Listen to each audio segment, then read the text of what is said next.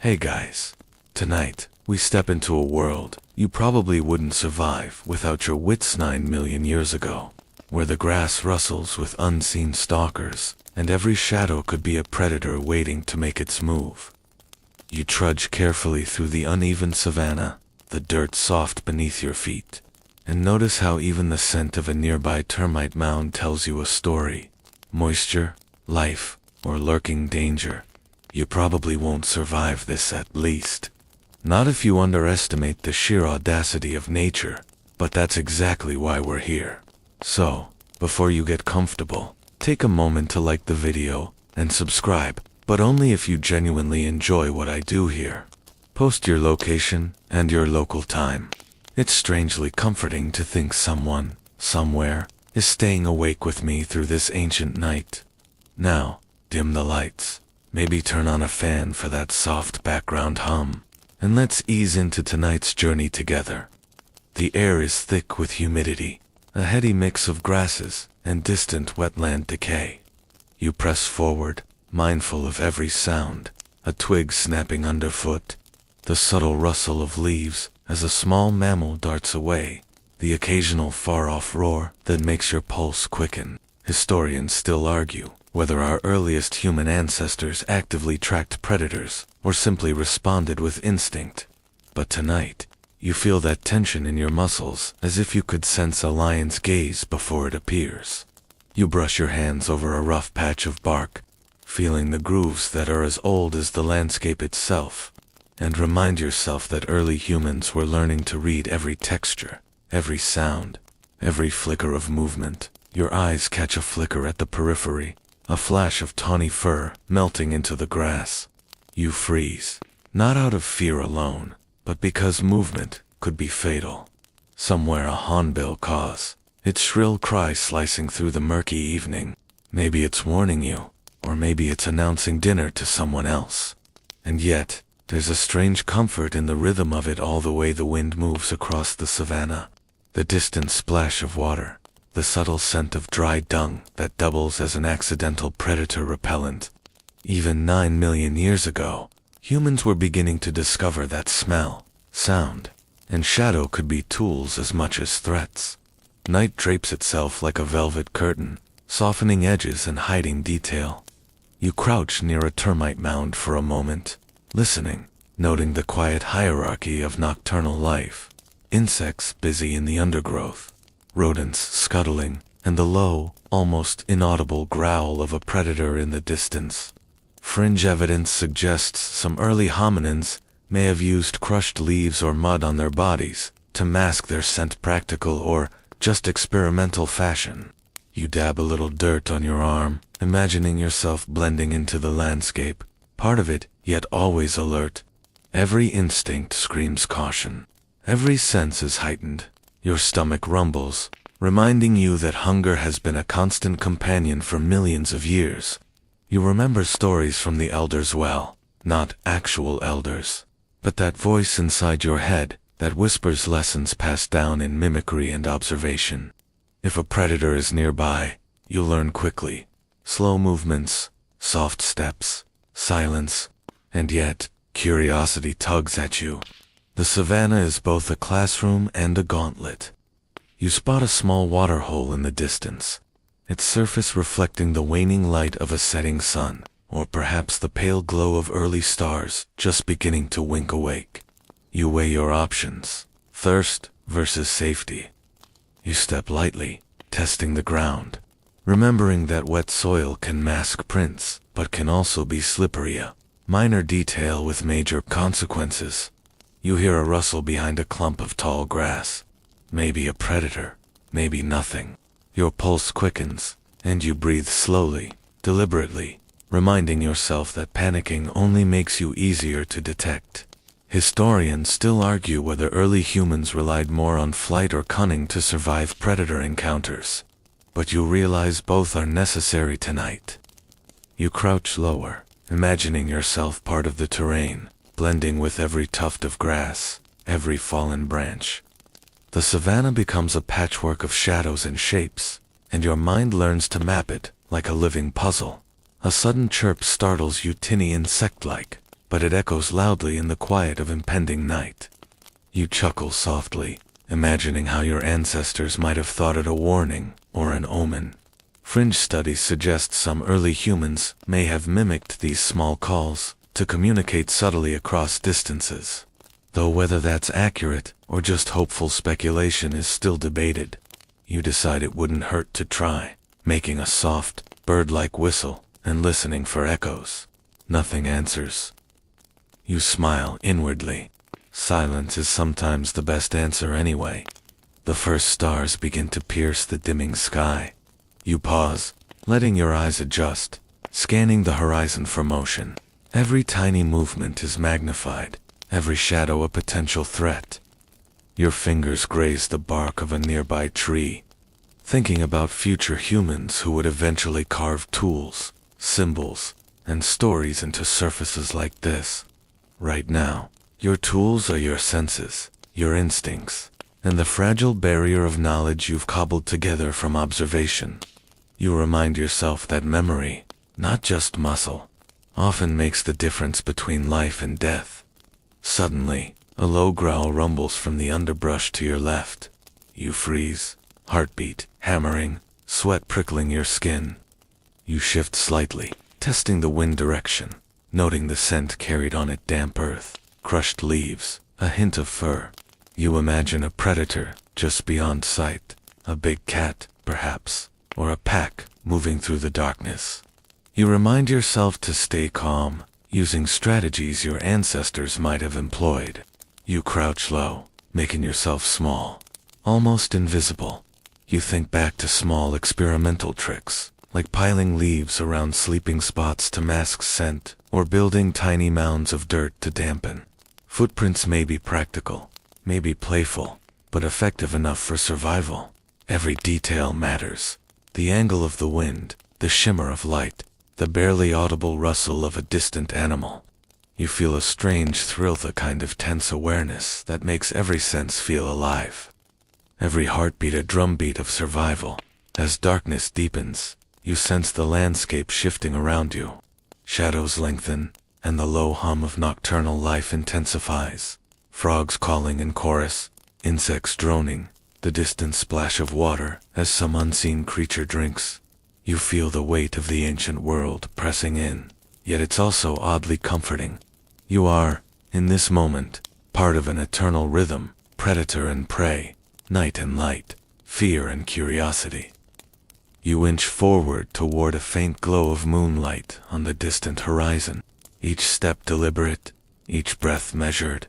Your thoughts drift briefly to the future, imagining how humans will eventually master fire, tools, language, but tonight, none of that exists. You rely solely on instinct, patience, and observation. Every rustle, every scent, every shadow teaches you something, a lesson in vigilance, patience, and the subtle art of blending in. You'll remember the termites, the birds, the distant roar, and realize the world is a classroom, terrifying and magnificent, all at once. Finally, you reach a small mound overlooking a shallow depression in the land. You pause, letting your eyes sweep the terrain. Perhaps you are safe here for a moment, perhaps just out of immediate reach. Historians still argue whether early hominins actively sought such vantage points or stumbled upon them. But tonight, you claim it as your own little observation post. You crouch low, brushing dirt over your hands and knees, taking one last slow breath before night fully claims the savanna. The interplay of fear, awareness, and quiet awe leaves you alert, yet oddly at peace. A balance humans have sought ever since. You rise with the faint light of dawn brushing the horizon, the world still trembling with the memory of night predators. The savanna stretches endlessly, a sea of golden grasses swaying with every whisper of wind. You trudge forward, each step deliberate, every sense on alert. Big cats, lions, leopards, and their ancient cousins still roam this territory, masters of stealth and power. Their presence is felt in the tension in the air, in the way birds suddenly erupt from the grass in a flurry of wings. You probably wouldn't survive a direct encounter, But that's part of the lesson. Survival is about patience, observation, and clever timing. Historians still argue whether early hominins primarily avoided predators by fleeing or by clever hiding. But your instincts suggest a combination. You pause near a small acacia, its twisted branches offering partial cover and a vantage point over the open grass. The wind carries a scent, a mixture of musk, wet earth, and distant rotting prey, and you freeze, letting your eyes sweep for movement. Somewhere, a lioness prowls, her movements deliberate, calculating.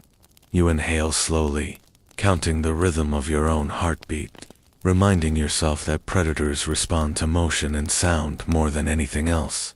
You crouch low, scanning the horizon. Every detail matters. The rustle of leaves, the glint of sunlight on distant eyes, the subtle ripple in a water. Fringe evidence suggests that some early humans may have mimicked predator calls to confuse or deter them, an audacious tactic that seems almost comical, but could save a life. You mimic a low grunt, soft and cautious, listening for echoes. A distant rustle answers you, and you freeze again. Whether this is an animal investigating, or simply the wind, you'll never know. And perhaps that uncertainty keeps you alive. The grass whispers around your ankles as you edge toward a shallow depression in the terrain. Predators often use these low areas to stalk unseen prey, so you move carefully, avoiding broken twigs and stepping on soft dirt that won't give away your passage. You notice a small trail of footprints, some mammalian, some perhaps from other humans in your extended group.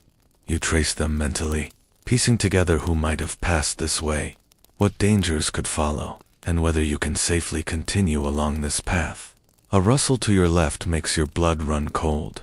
Hyenas, you think, those smaller than lions. They hunt in packs, coordinated and relentless. You remember seeing a den not far off, the telltale signs of scratched earth and tufts of fur snagged on branches.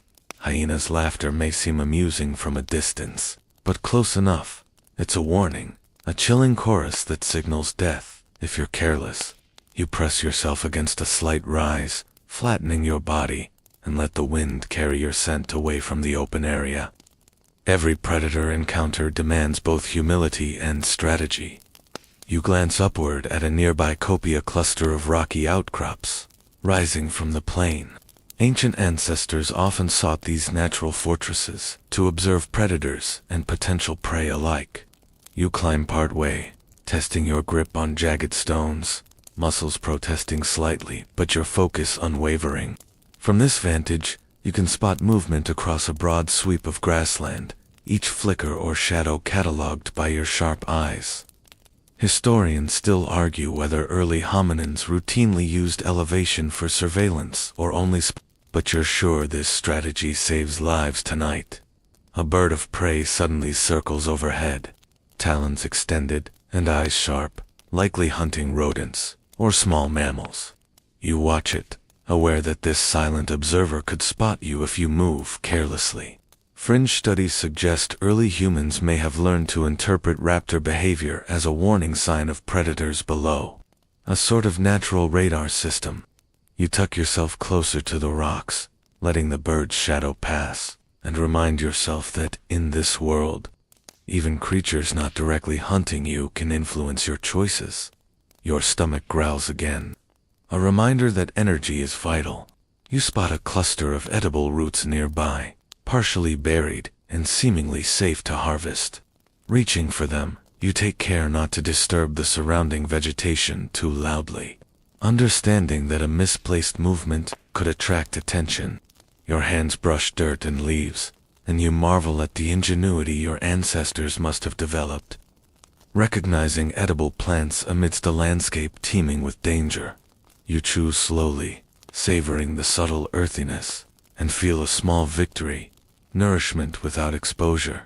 Suddenly, a low rumble reaches your ears, vibrations through the ground that set your nerves on edge.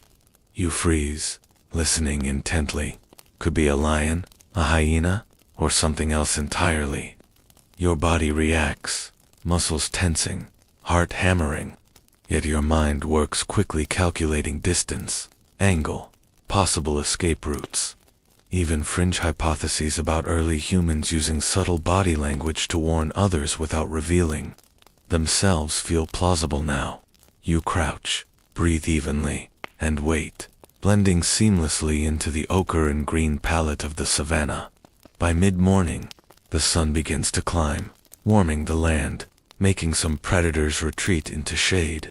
You use this window to move carefully across the plain, eyes scanning for any signs of danger.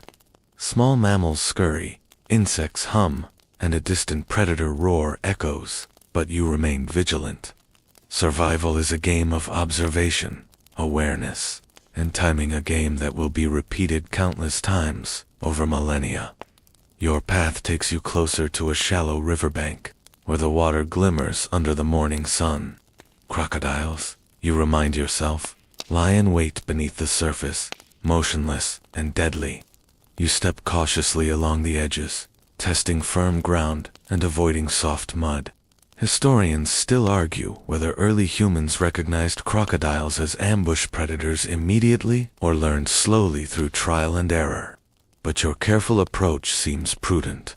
You pause, listening to the gentle lapping of water and the rustle of reeds, trying to synchronize your heartbeat with the rhythm of the river.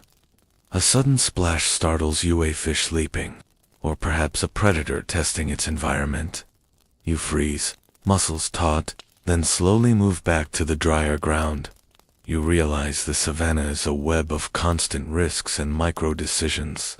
Each step, each glance, each breath carries consequences. Fringe evidence even hints that early humans may have used certain herbs to mask scents near waterholes, a primitive form of camouflage.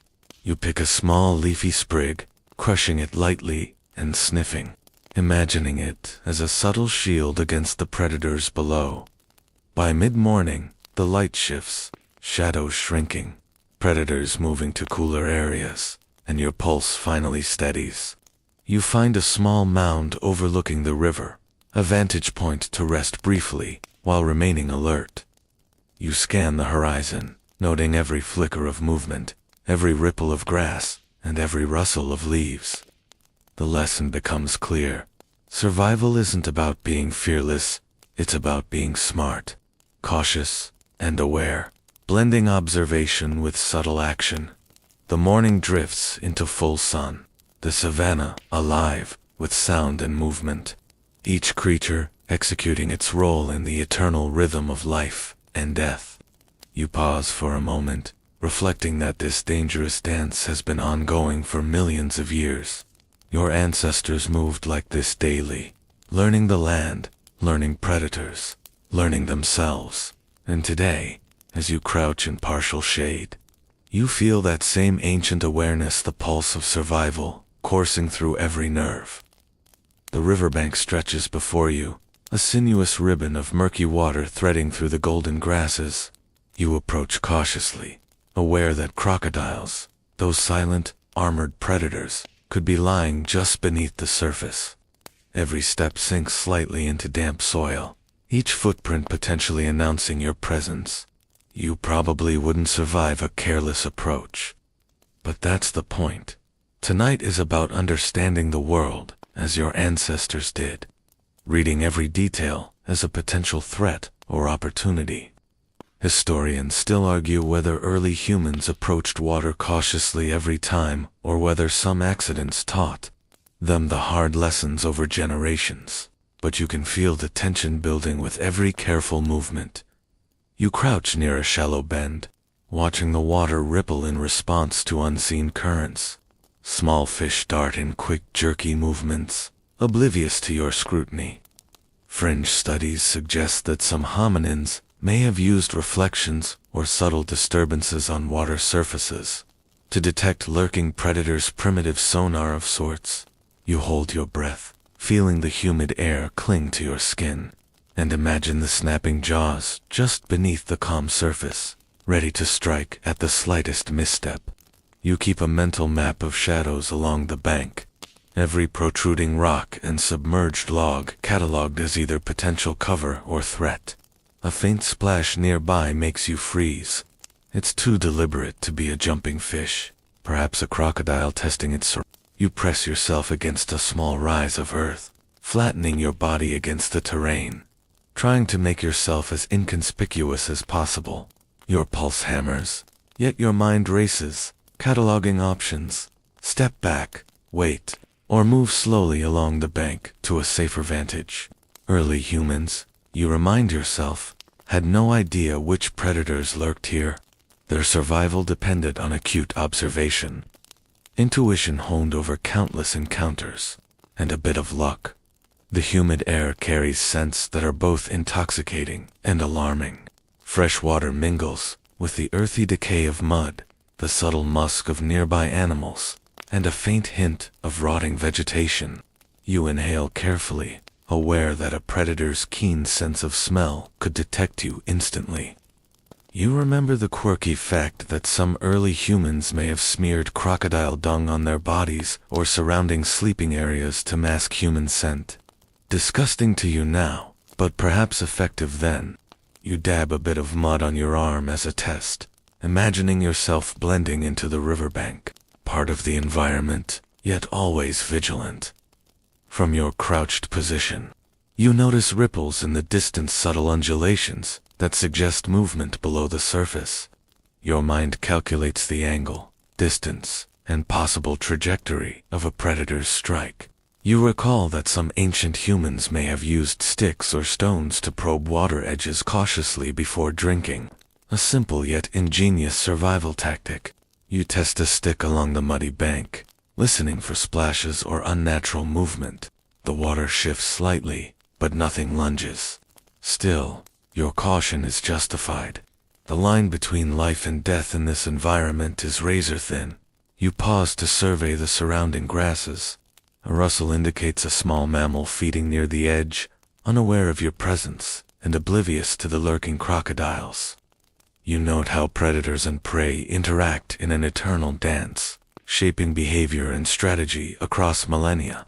Historians still debate whether humans primarily observed these interactions for learning survival tactics, or simply reacted in the moment. But the lesson is clear. Awareness of all life around you improves odds of survival. The sun begins to climb, scattering light across the water's surface, creating a shimmering mosaic of golds and silvers. You squint against the glare, trying to detect movement beneath the ripples. Fringe theories suggest that early humans may have used reflective water surfaces to signal each other or study fish behavior, combining survival with subtle innovation. You take a slow breath, steadying yourself, reminding your body to remain calm. Fear sharpens senses but drains energy if unchecked. Your stomach reminds you again of the necessity of nourishment. You spot small edible roots near the bank, partially submerged but reachable without drawing undue attention. You reach carefully, selecting the firmest, least decayed ones. Mindful that any splash or sudden noise could betray your position, you chew slowly, savoring the earthy taste, while continuously scanning for movement. Survival is a constant negotiation of risk, and reward food is essential, but the timing and method of obtaining it can mean the difference between life and death. Suddenly, a shadow glides beneath the water near your feet, broad and ominous. Your heart skips, but training your gaze carefully, you determine it's likely a crocodile, its body barely moving but powerfully poised. You remember that these ancient predators were capable of remarkable bursts of speed despite their sluggish appearance. And a careless step could mean instant doom. You inch backward, placing each foot deliberately, feeling the soil compress beneath your weight, using your hands for balance and control. You pause on a slightly elevated bank, catching your breath. The water now appears calm, deceptive in its serenity. A gentle breeze carries the scent of riverine plants and damp earth, momentarily masking your own scent. You remind yourself that early humans likely used wind directions strategically, approaching water only when the breeze carried their presence away from predators. You imagine a tiny group of ancestors, crouched like you, whispering, watching, learning, and slowly understanding how to coexist with these formidable creatures. A heron lifts off from the opposite bank, wings slicing through the air, scattering small fish. Its shadow stretches across the water, and for a moment, you feel the delicate tension of life and death in motion. Even creatures not directly hunting you influence the landscape of survival. Fringe evidence even hints at early humans interpreting animal behavior. Birds, mammals, and reptiles alike anticipate danger, a kind of natural warning system. You nod to yourself, internalizing the lesson. Every movement, no matter how small, carries information. The sun climbs higher, and the riverbank begins to warm. Crocodiles retreat to shaded depths, and your pulse slows slightly. You take a careful sip of water from a shallow depression, using a leaf to filter sediment, and taste the cool, life-giving liquid. Survival is never passive. It requires constant attention, deliberate action, and an intimate understanding of the environment. Historians still debate exactly how early humans balanced the need for hydration with predator risk, but your cautious approach seems prudent. You scan the horizon once more.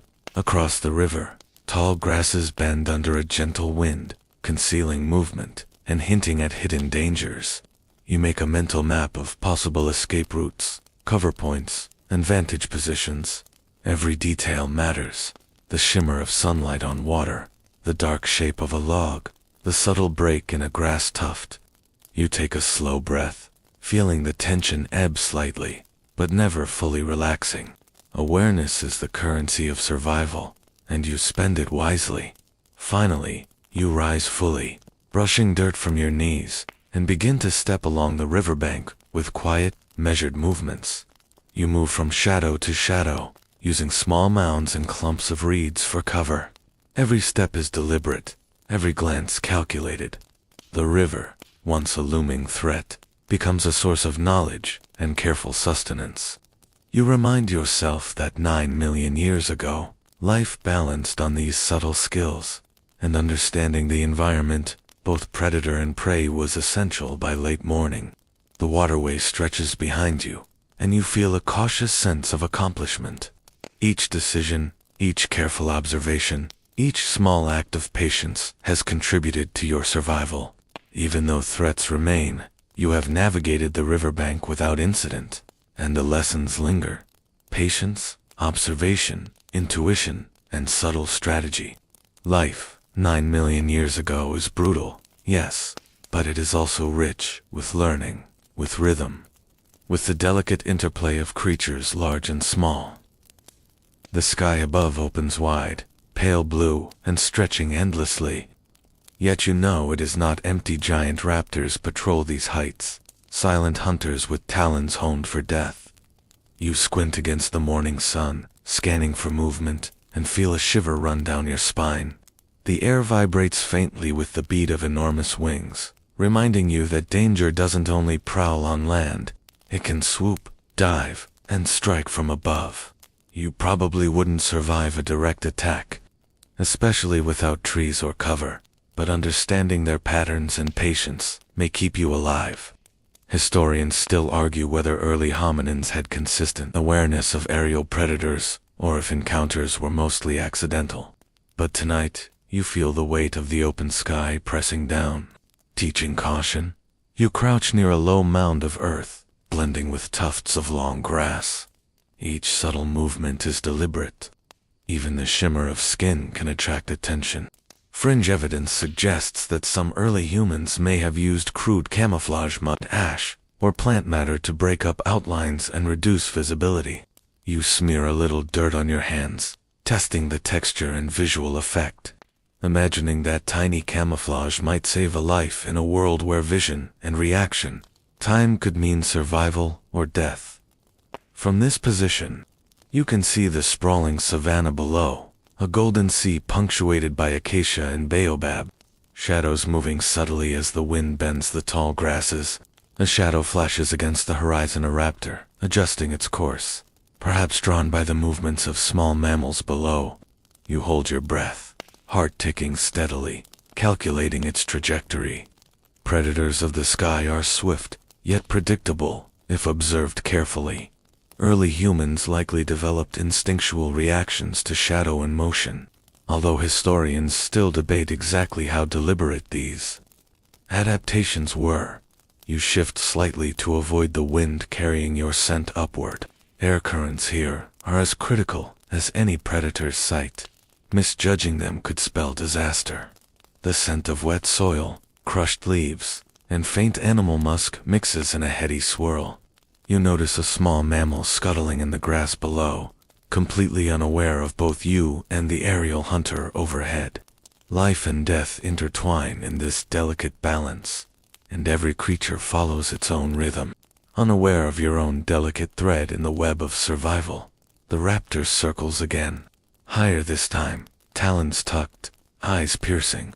You watch it, noting subtle shifts in wing angle and shadow patterns on the grass below. Fringe studies speculate that early humans may have learned to read these cues, anticipating hunting strikes not only from birds, but from other predators that reacted to raptor presence. You shift slightly, letting your body mold into the mound, thinking of ancient ancestors doing the same, crouched, observant, alive, with attention to detail. The sun rises higher, scattering light and creating dazzling reflections on small pools of water nearby. You note the angle, aware that these gleams can betray movement or location to sharp-eyed hunters. You inch forward toward a safer vantage behind a clump of dense brush, careful to keep shadows between you and the open sky. Survival is less about confrontation here and more about subtlety, patience, and knowledge of environmental cues. Historians still debate whether these cues were universally understood or learned individually through trial, error, and observation. A sudden, piercing screech slices through the morning air. You freeze, muscles taut, as the raptor dives not at you, but at a small mammal below, talons outstretched and precision perfect. The landscape explodes into movement, rodents darting, birds taking flight, the grasses rippling with panic. You inhale slowly, reminding yourself that observation is the safest weapon here. Fear is necessary, but control of fear is survival. Fringe theories even suggest that some early humans may have mimicked raptor alarm calls to warn others or to startle prey, though whether this was practical or playful is still debated. You pause for a moment, letting your eyes trace the flight path, noting angles, timing, and distance. Even in this single encounter, countless lessons are embedded: flight patterns, shadow behavior, reaction timing, and subtle environmental clues. You feel a strange thrill watching life and death play out above you, a quiet awe that doesn't diminish the fear, but enriches your understanding. Movement along the ground catches your line of footprints leading through the grass, perhaps from other humans or animals. You follow them carefully, mapping paths in your mind, noting intersections with likely raptor hunting zones. Awareness of both predators above and below becomes a delicate balance, a chessboard of survival where each decision influences outcomes. You crouch behind another mound, practicing patience, testing sight lines, and imagining how ancestors may have silently shared knowledge of these subtle patterns. As morning advances, the raptors retreat to shaded trees or distant cliffs, their patrols less frequent in the warmer, brighter hours. You use this window to shift to a slightly lower elevation, staying out of open sunlight and potential sight lines. You find comfort in the rhythm of observation and cautious movement. Historians still argue whether early humans systematically chose shaded movement during peak predator hours, or if behavior was more opportunistic, but experience teaches you prudence. A gentle breeze rustles the tall grasses, masking small sounds and carrying distant scents.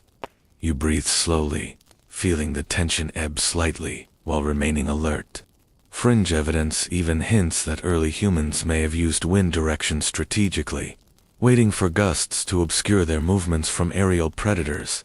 You mimic this subtly, stepping lightly, pausing when wind shifts, letting the environment itself guide your survival strategy. By late morning, You find a small copse of low trees, offering shade, partial cover, and a brief reprieve. The sky above is calmer, threats less immediate, but lessons remain. Observation, patience, and subtlety have allowed you to navigate a world where danger often comes from above. You pause, letting the rhythm of the savannah settle around you, absorbing the balance of predator, prey, and cautious human observer. Life, in this moment, 9 million years ago, is a delicate negotiation between fear and curiosity, vigilance and rest, instinct and calculation. The raptors have demonstrated the rules of the sky. Movement, shadow, and timing are everything. You remind yourself that awareness of aerial predators, combined with knowledge of ground threats, is a key survival skill, a thread connecting you to countless ancestors who learned these lessons over millennia. The ground beneath your feet tells its own story, soft in patches where animals tread often, hardened in places where the sun bakes clay into cracked mosaics. Each print, each indentation, is a clue. You crouch down, tracing with your fingers the fresh marks of something heavy moving through the grass not long ago. The edges are sharp, the soil still moist from a recent step. Your pulse quickens because you know this isn't prey. These are predator tracks, broad, clawed, purposeful. Reading them correctly might be the difference between being the hunter or being the hunted. Historians still argue whether early humans consciously tracked predator movements, or if they stumbled upon patterns by chance, but it seems impossible not to notice once your eyes are trained to see. The prints stretch toward a distant cluster of trees, and you follow cautiously, weighing every step. Fringe researchers once suggested that some of the earliest humans used animal dung to gauge freshness, sniffing, or crumbling it to judge how recently the beast passed. You lean close to a pile near the trail, wrinkling your nose at the pungent smell. Yep, not ancient history. That creature is probably still close. You straighten quickly, half amused at your own disgust, half grateful for the grim confirmation. Your mind drifts to the fact that survival often means thinking like your enemy. A big cat stalks silently, low to the ground, blending into shadows. To counter it, you learn to mimic patience, crouching low, pausing often, scanning every corner of your vision. You wonder how many ancestors failed before patterns were noticed, how many loud footsteps, how many careless strolls through grass ended abruptly. Historians still debate whether early humans passed this knowledge orally, through gestures, or through instinct learned in shared hunts. The sun climbs higher, light spilling across the savannah and stripping away some shadows. But danger never disappears here. You test the earth with your toes, listening to the crunch of dry grass, and wince at the noise. Silence feels safer. Every sound you make seems amplified in your head. Fringe theories even propose that early humans deliberately stepped in the prints of larger animals to mask their own trail. You experiment with it, sliding a foot neatly into the track ahead. Your stride shortens awkwardly, but it works. The ground carries less of your personal imprint. You pause at a slight rise in the land and crouch low, scanning the area. The savannah sprawls like a painting of muted golds and dusky greens. But your eyes don't look for beauty, they search for movement. A twitch in the tall grass, a shadow against the tree line, a flicker of tail. You breathe slowly, holding your body still until your pulse steadies. In this moment, stillness is armor. The tracks you follow break toward a narrow stream, its banks churned by hooves and paws alike. You crouch near the water's edge, studying overlapping impressions. The predator's prints vanish into the churn, lost among the muddle. For a moment, you feel exposed, as though stripped of your only guide. Historians still argue whether early humans consistently drank from exposed streams, or if they sought safer, hidden water sources. Either way, you understand the risk. Predators patrol these places precisely because prey is forced to gather here. You dip a hand into the stream, the coolness sharp against sun-warmed skin. You sip cautiously, listening for the faintest rustle or snap nearby. Fringe evidence suggests some groups may have tested water quality by taste or smell, avoiding stagnant pools. You mimic that, grimacing slightly at the earthy tang, but grateful for the refreshment. You stand again quickly, unwilling to linger in a vulnerable place. Moving uphill from the stream, you find a clearer vantage, noting broken branches at waist height. Too high for small animals, too forceful for grazing herds. A predator of size moved here, and not long ago. You crouch again, tracing gouges in bark where claws have raked. The marks are fresh, resin still oozing from the wounds. You exhale slowly. This is the closest you've come to the predator without seeing it, and your skin prickles at the thought that it might be near, watching you as you watch its signs. The air grows heavier in this patch of land, the silence thicker. Even the insects seem quieter, and that unsettles you more than a direct roar would. Fear is natural here, a low hum in your chest, but fear also sharpens your senses. You move deliberately, stepping on firm patches, avoiding brittle twigs. You recall how earlier you smeared dirt on your skin for camouflage, and now you wish you had coated yourself fully, blending with the earth like a shadow. Historians still argue whether early humans saw predators primarily as threats or as teachers. You lean toward the latter now.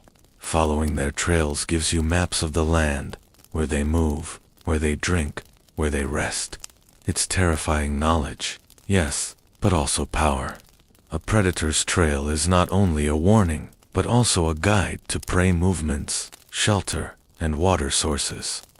You imagine a small band of humans, crouched together, reading tracks as if they were sentences in an ancient book, whispering interpretations, deciding whether to move forward or retreat. By late day, the sun hangs lower, stretching shadows long again. The trail you follow fades into thicker brush, the kind of cover predators love. You decide not to push farther. Survival is also knowing when to stop. Instead, you backtrack slowly, marking in your mind the places of danger, the stream with muddled prints, the claw-marked tree, the silent patch of ground. These are notes etched into memory, guides for the next time you wander here. As you settle into a safer rise, overlooking the grasslands, you realize how much you've learned simply by crouching, observing, and touching the ground. Every step leaves a trace, and every trace tells a story. Following predator tracks is less about confrontation and more about decoding the silent language of the earth. The footprints are chapters, the broken branches punctuation, the dung little exclamation marks you'd prefer not to smell. Survival here, 9 million years ago, is not just about muscle or speed, but about reading the world as carefully as a bedtime story. Night presses close, folding the savannah into a velvet blanket, where sounds matter more than shapes. You settle against a cluster of rocks, knees drawn up, ears straining. Without daylight, predators become whispers in the grass, shadows sliding through deeper shadows. The darkness is not empty, it teems with eyes, claws, and teeth.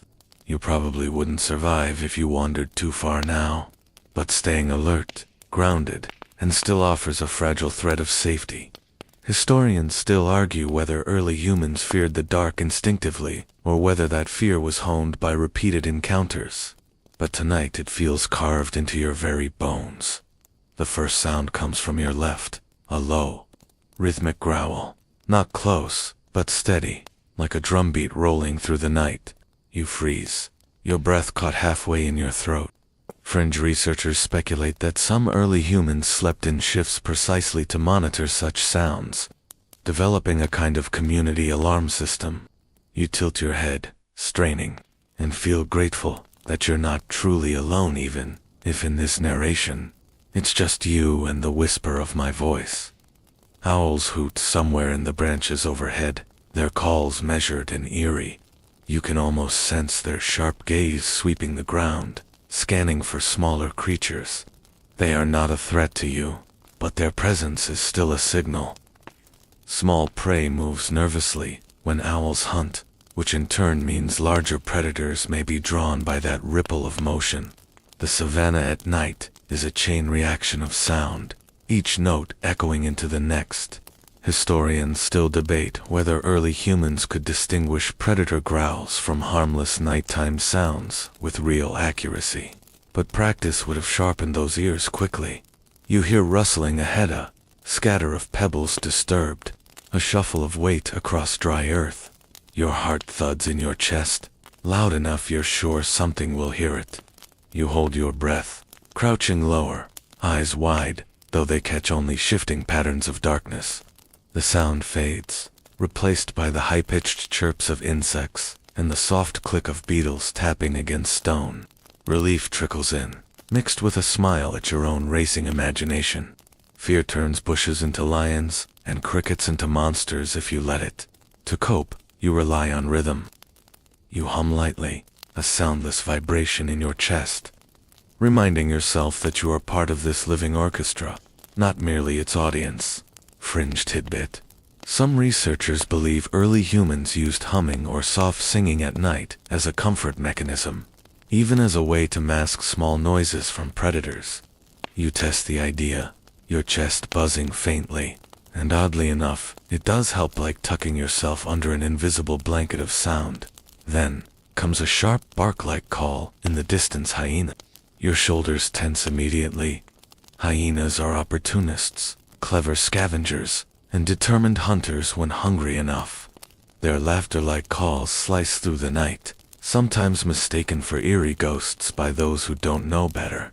Historians still argue whether early humans lost more prey to hyena scavenging, or if they themselves scavenged behind hyenas, waiting until the predators left scraps.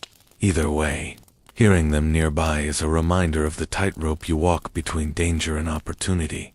The wind shifts suddenly, carrying scents across your face: musk, damp fur, something coppery, maybe blood. Your nose wrinkles, but you lean into it, testing your sensitivity. Even faint clues tell you who else shares this patch of night. Fringe researchers once suggested that humans' relatively weak sense of smell was supplemented by listening and watching. But when it counts, your nose is surprisingly helpful.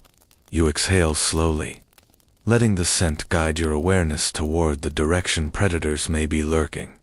The stars overhead shine brilliantly.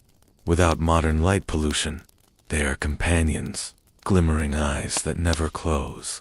And you imagine early humans mapping constellations, not just for navigation, but for reassurance. The sky is too vast to feel completely safe, but it gives perspective. You are one small creature in a world that hums endlessly. Historians still debate whether early sky watching was practical or spiritual. But either way, the twinkle of stars gives you courage tonight. A sudden crack, a branch snapping. You whip your head toward the sound, muscles stiff. Something large moved there, no mistaking it this time. You crouch deeper, pressing yourself into the rocks, praying your silhouette breaks into shadows. Silence follows, long and unnerving. You imagine glowing eyes studying you from the brush, waiting. Minutes drag like hours until, finally, a rustle retreats into the distance. You release the breath you've been holding, realizing your chest aches from keeping still. Coping with night predators isn't just about defense. It's about pacing yourself. You shift your weight carefully, easing sore muscles, rolling your shoulders. Fatigue is as dangerous as claws.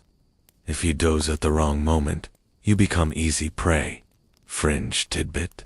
There's evidence that early humans may have chosen sleeping sites with natural sound amplifiers, rock formations, or hollow logs that made noises louder if disturbed.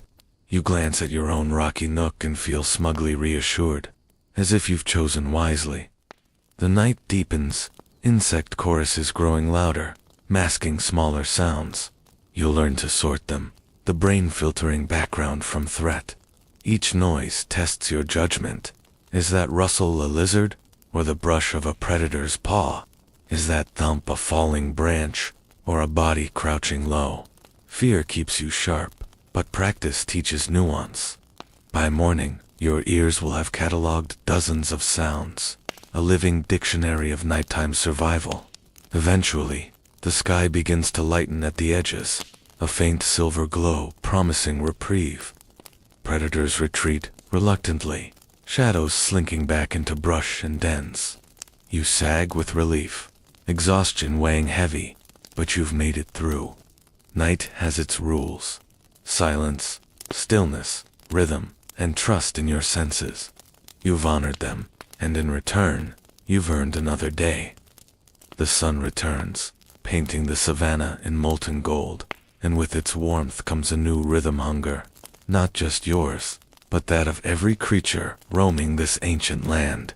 Daylight doesn't erase danger. It simply changes the cast of characters. You step carefully into the open, scanning not only the ground but the shifting shadows that suggest something larger might be pacing nearby. Hunger sharpens your awareness, but it also tempts you to risk more than you should. You probably won't survive charging into open plains after a meal, yet your stomach insists you try something clever. Historians still argue whether early humans were primarily scavengers or opportunistic hunters at this stage, but either way, finding food meant threading the needle between boldness and recklessness. You crouch low in the tall grass, your hands brushing the stalks, listening.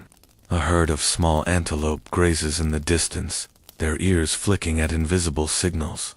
They move in unison, stopping, lifting heads, then resuming, as though every muscle is tuned to survival. Fringe researchers suggest that early humans might have mimicked these herd movements to approach prey undetected, pausing when they paused, moving when they moved.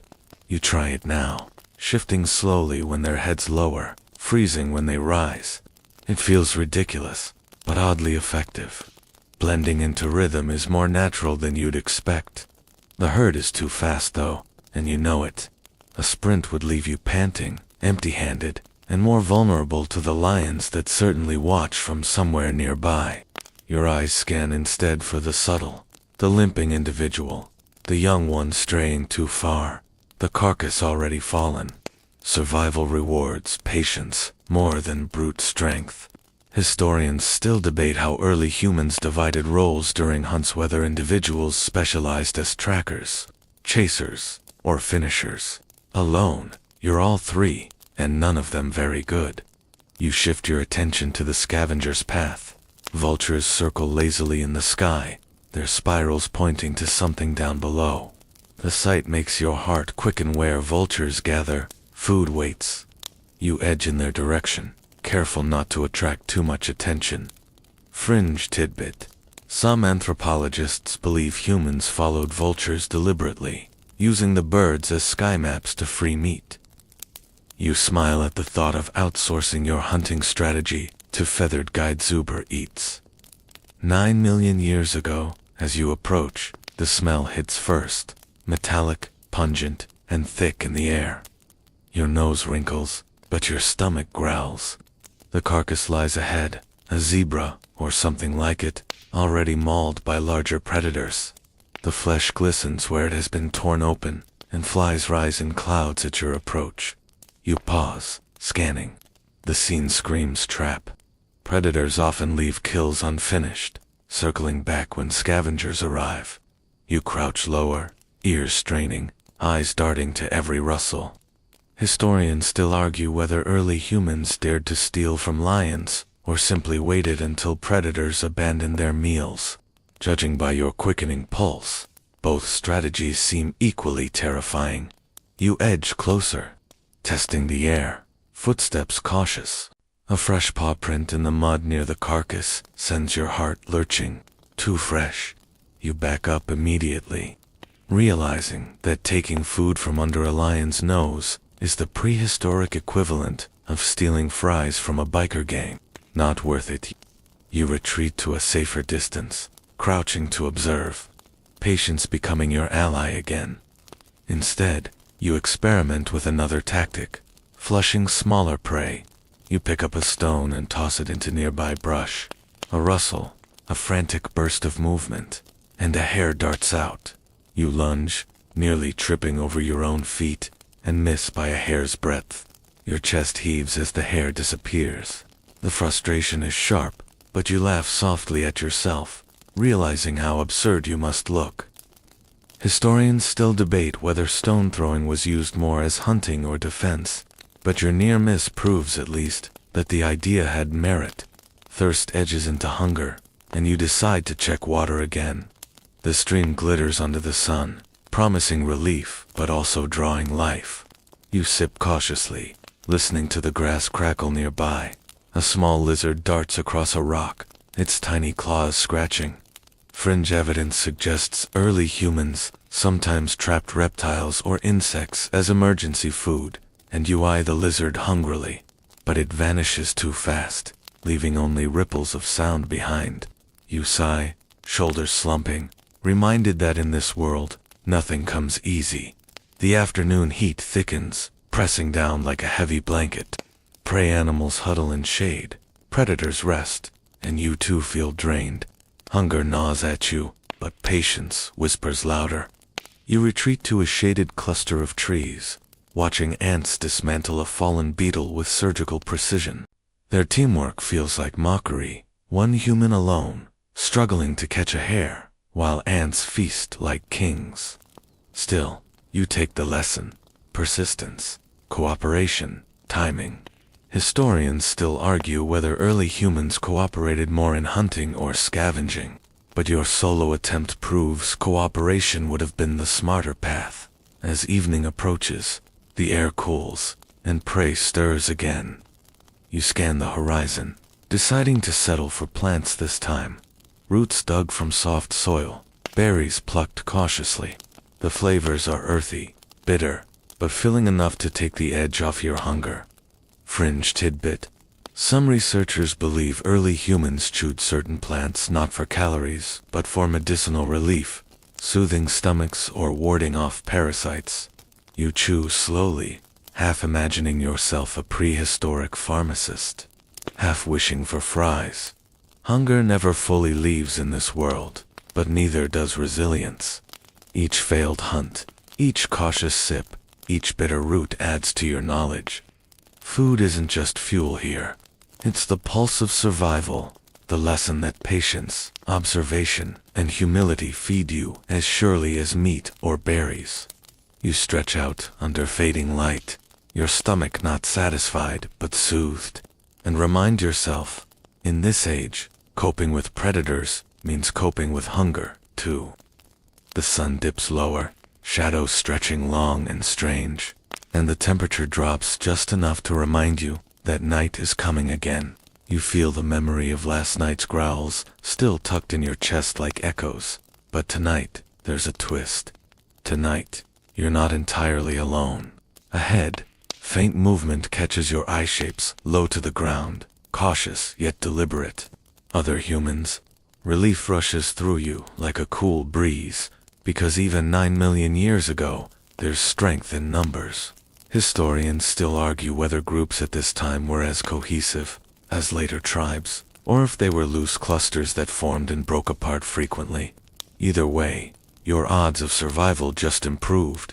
You approach carefully, not wanting to startle them, raising your hands in what you hope is a universal sign of peace. They pause, studying you with sharp, suspicious eyes. Then, slowly, one gestures you closer. You ease into their circle, the smell of smoke and the sight of faint embers telling you that you found something precious: fire. Fringe tidbit: while evidence of controlled fire stretches much later than 9 million years, some researchers suggest early humans may have stumbled upon naturally burning embers and guarded them jealously, carrying smoldering sticks rather than creating flame themselves. The glow before you feels like borrowed magic. You sink down among them, your body grateful for both the warmth and the sense of shared watchfulness. Each person seems tuned to a different sense, one scanning the horizon, one listening for faint rustles, one poking at the embers to keep them alive. It feels like an orchestra of survival, every role crucial. Historians still debate whether such roles were consciously assigned or if they emerged naturally. Watching them now, it feels organic, the way water naturally fills the lowest ground. As the night deepens, sounds drift in from the darkness. Hyenas again, their cackling laughter rising and falling. But this time, the fear is tempered by the presence of others. One of your companions mimics the call, answering back with uncanny precision. The group chuckles softly. Fringe researchers speculate that humans sometimes mimicked predator calls, either as practice, as warnings, or perhaps as a way to confuse rivals, whether practical or playful. It's strangely comforting, turning terror into a joke you can share. You notice food being passed around, a half-gnawed root, a strip of something that looks suspiciously like dried meat. You chew gratefully when offered, savoring not just the taste, but the gesture itself. Sharing feels like armor, a shield against both hunger and fear. Historians still argue whether food sharing began as strategy, obligation, or empathy, but sitting here, you realize it hardly matters, the outcome is the same. Bonds tighten, and survival chances rise. The fire crackles louder, sparks leaping into the night sky, a miniature starfield competing with the real one above. You tilt your head back, letting your gaze drift upward. The group follows, pointing at constellations traced by instinct more than astronomy. Fringe tidbit: some researchers believe storytelling around the fire began not as myth, but as memory sharing, where water was found, where predators lingered, or which plants cured stomach aches.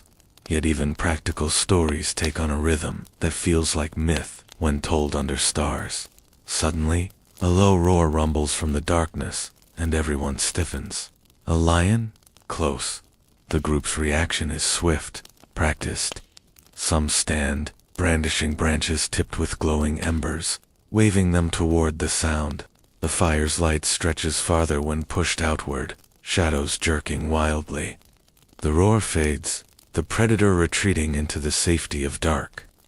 You exhale, impressed by the efficiency of this defense. Historians still debate whether fire was respected by predators because of heat, light, or human movement. But tonight you're just grateful lions aren't fond of playing with flames. As tension eases, laughter bubbles again, softer this time. The near-death adrenaline transforms into shared relief, binding you to this group more tightly than any words. You realize that the true magic of fire isn't only in scaring predators or warming body heats, in holding people together, in keeping the night at bay through collective courage.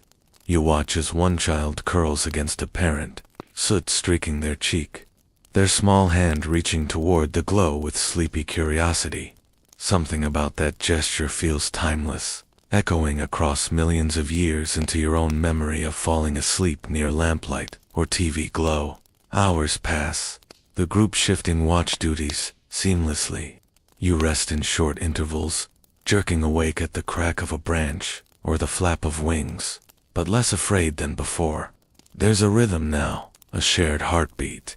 Even when your eyes close, you trust the glow, the embers, and the circle of humans around you. By the time dawn seeps into the sky, your body aches from stiff sleep, but your spirit feels fortified. Alone, you learned to freeze, to hush, to mimic. With others, you've learned something different. How laughter can soften roars. How fire can bend the dark. How company itself is a weapon. Coping with predators isn't only about defense, it's about building alliances. Human against tooth and claw, turning fear into firelight. The first light of dawn stretches across the savannah, soft pink bleeding into gold, and you feel the world stir awake with you. But as your group rises, gathering themselves after the uneasy night, a new rhythm emerges. Movement. Staying in one place for too long invites predators, depletes food, and drains water sources. Survival, 9 million years ago, often means never lingering. You probably wouldn't last if you insisted on building a permanent camp. Mobility is your shield. Historians still argue whether early humans were constant wanderers, or followed cyclical routes tied to water and migration patterns. But the restless pull of the landscape seems undeniable. The group begins walking, bodies angled with intent, each person carrying a bundle or stick. You join, falling into the rhythm of bare feet pressing dirt, crunching through grass, splashing across shallow rivulets. The sound is steady, a kind of prehistoric heartbeat. Step, step, breath. The land is open, dotted with acacia, and the horizon seems endless. Fringe tidbit: some anthropologists suggest that early humans developed remarkable endurance, not through speed but through persistence, walking, jogging, tracking prey until it collapsed from exhaustion. The idea of running an antelope into the ground may sound like madness to you, but to them, it was lunch. Your eyes sweep constantly for danger as you move. The group doesn't march blindly. Every few moments, someone stops, crouches, sniffs the air, or points out a distant silhouette. Movement isn't just about reaching somewhere new, it's a living map-making exercise. Every rock, tree, and water pool is memorized and mentally logged.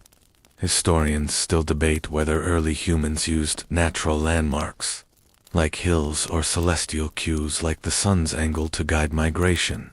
Watching the group now, you realize they probably used both, weaving practical paths into an instinctive GPS. The savanna shifts subtly as you travel. Grasses grow taller, shade deepens, and you notice more bird calls than before. The group slows, cautious. Animals often sense danger before humans do, and a sudden silence in birdsong is as clear as a warning bell. You pause, scanning.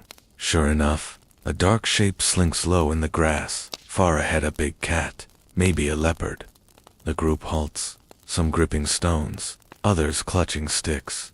You freeze too, heart pounding. Fringe evidence suggests early humans sometimes stood their ground, forming loose lines to intimidate predators rather than scattering. You test it now, stepping closer to your companions, projecting size with posture. The cat hesitates, ears flicking, then turns away. Relief is quick, but the adrenaline lingers. Hours pass, and the sun grows harsh. Sweat slicking your skin, dust clinging to every pore.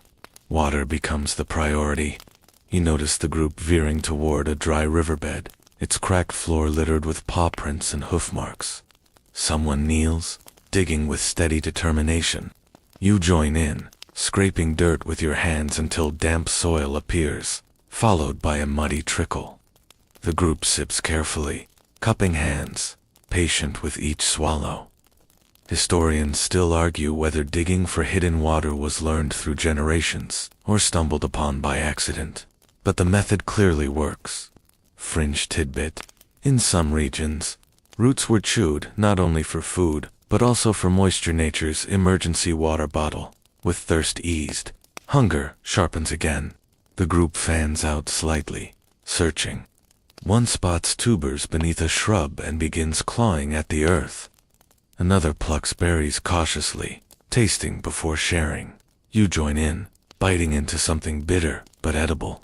Food is rarely glamorous. Here it's gritty, sour, sometimes wriggling, but it keeps you alive. The group hums with quiet satisfaction, chewing together.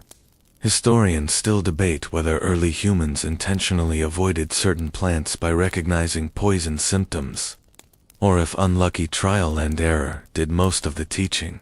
You silently thank those unlucky ancestors as you swallow. By afternoon, the ground softens, mud squelching underfoot. You realize you've reached marshier land, a place of both promise and peril. Prey animals cluster near such areas, but so do crocodiles and snakes. One group member gestures toward a line of distant shapes while the beast, perhaps silhouetted against the horizon. The group exchanges looks, calculating.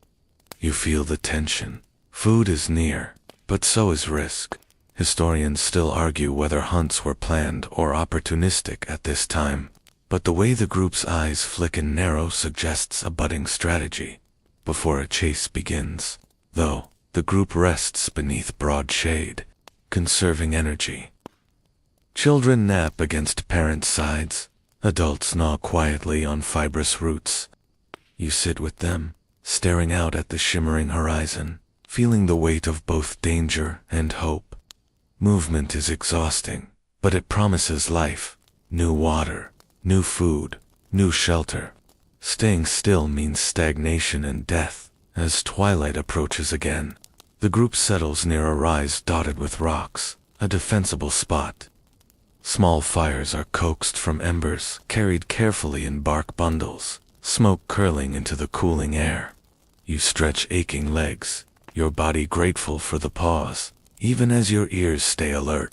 The day's march has left you drained, but also oddly alive, every sense sharpened, every decision heavy with meaning. Historians still debate whether migration in this period was driven more by predator pressure or resource scarcity. But the truth is clear. To live here, you must keep moving. You curl against the rocks as darkness falls, the fire flickering once more, and let the lessons settle into you. Coping with predators isn't only about fighting or hiding, it's about flowing with the land.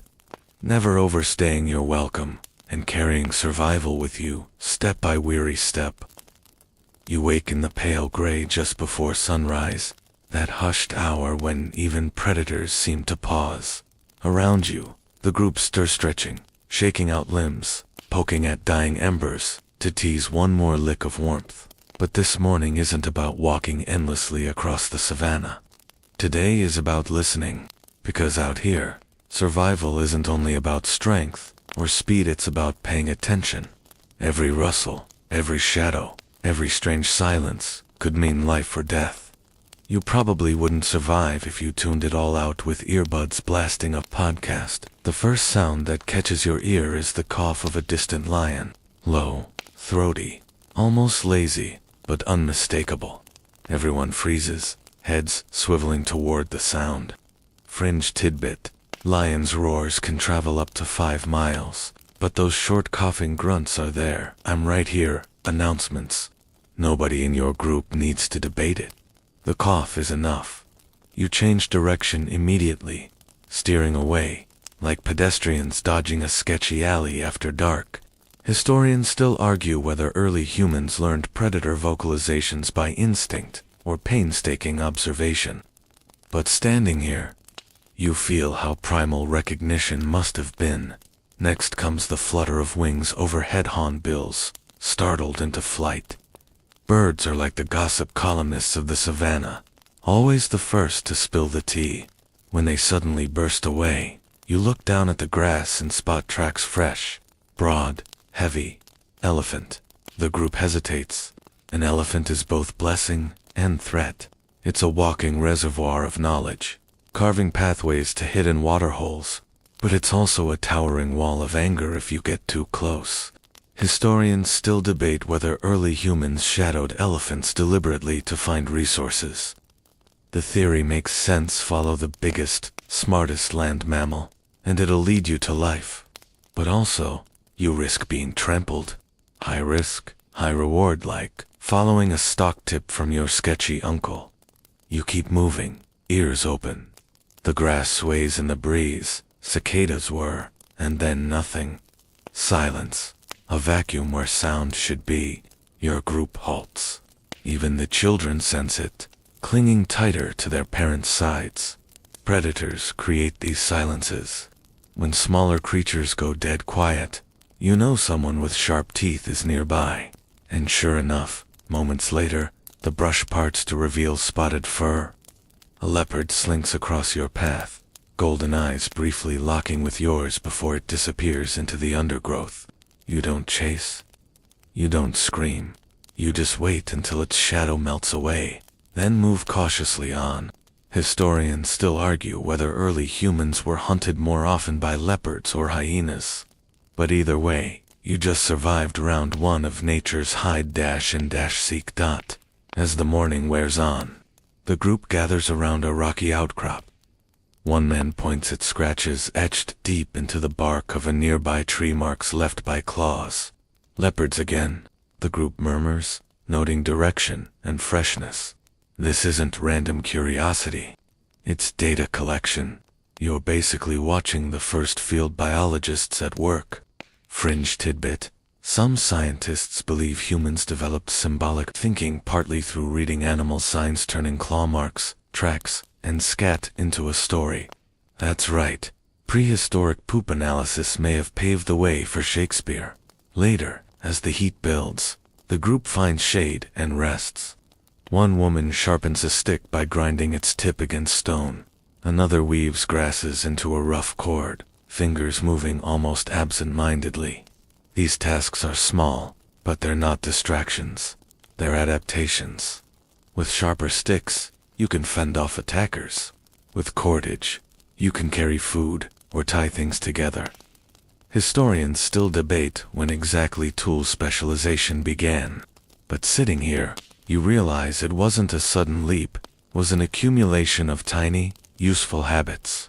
Like downloading one too many apps until your phone is basically unusable.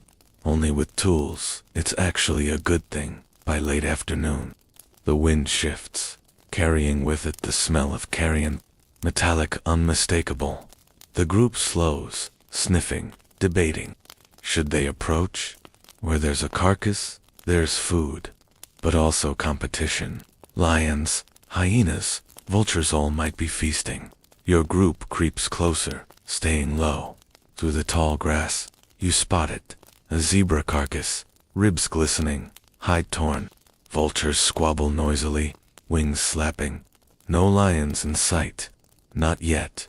A few brave souls edge forward, grabbing scraps of meat before retreating. It's not glamorous, but it's protein. Fringe evidence shows cut marks on ancient bones, overlapping with predator tooth marks, suggesting humans often scavenged leftovers. In other words, you're basically door-dashing from lions. As the sun dips, the group circles back toward higher ground. Fires spark again, small but steady. The flames crackle, smoke curling upward, masking your scent and keeping bugs at bay. You sit in the orange glow, listening. Beyond the circle of light, the world is a chorus of night voices. Frogs, owls, distant hyenas laughing. The laughter isn't funny, it's sharp, eerie, a reminder of how close danger always is. Historians still argue whether hyenas posed more threat as scavengers or active hunters of humans. Judging by the shiver crawling up your spine, either answer is bad news. Tonight, the group doesn't sleep deeply.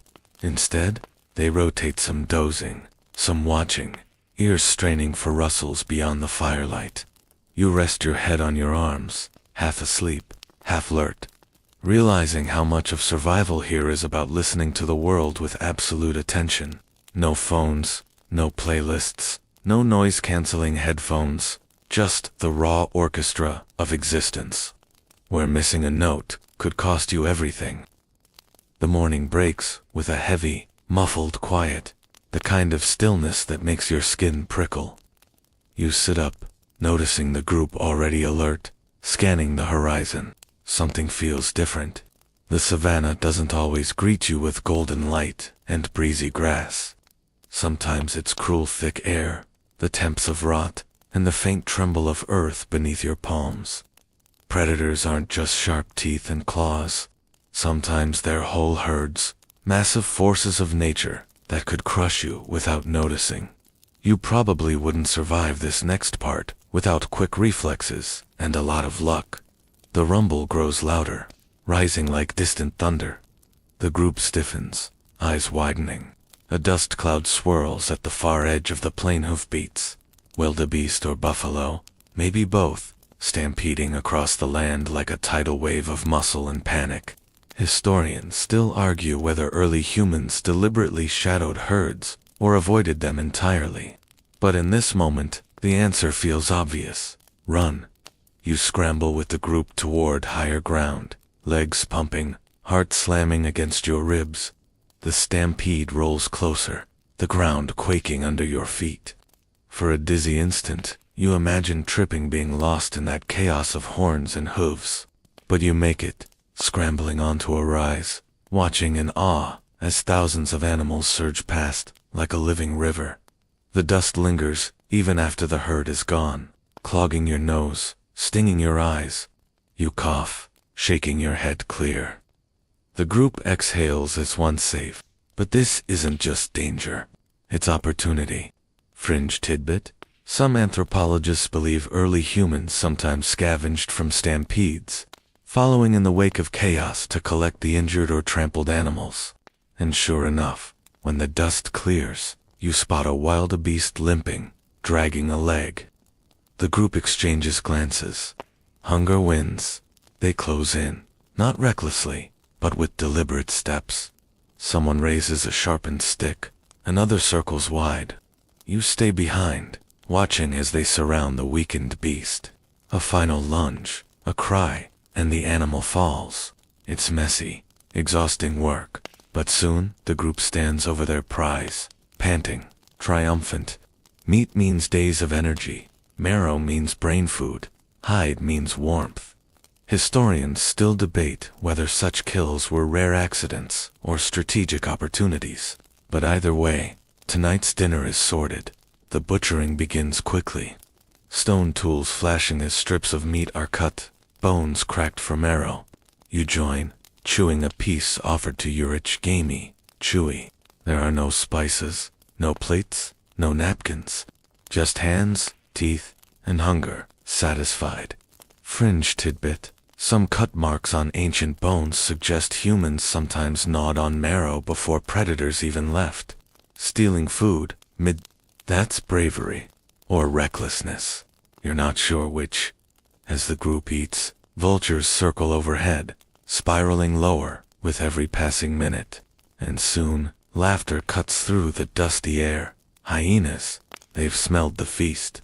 The group stiffens, pulling meat into piles, hands tightening around tools. The hyenas appear, shaggy shapes with curved spines and unnerving grins, pacing just outside the circle. Their giggles rise in pitch, mocking hungry. You grip a stick, heart racing. Historians still argue whether early humans regularly defended kills against hyenas, or usually abandoned them. Tonight, though, the group refuses to surrender. They shout, bang stones together, wave flaming branches. The hyenas hesitate, yellow eyes flashing, then slink back into the grass with angry yips. Victory for now. The rest of the day is spent preserving what you can. Strips of meat are dried over smoky fires, fat smeared on tools and hides. Children chew smaller bones, grinning with greasy faces. Even in the tension of survival, there's joy of feast, a rare abundance. You lick your fingers, trying not to think about the hyenas, waiting just beyond sight, hoping for scraps.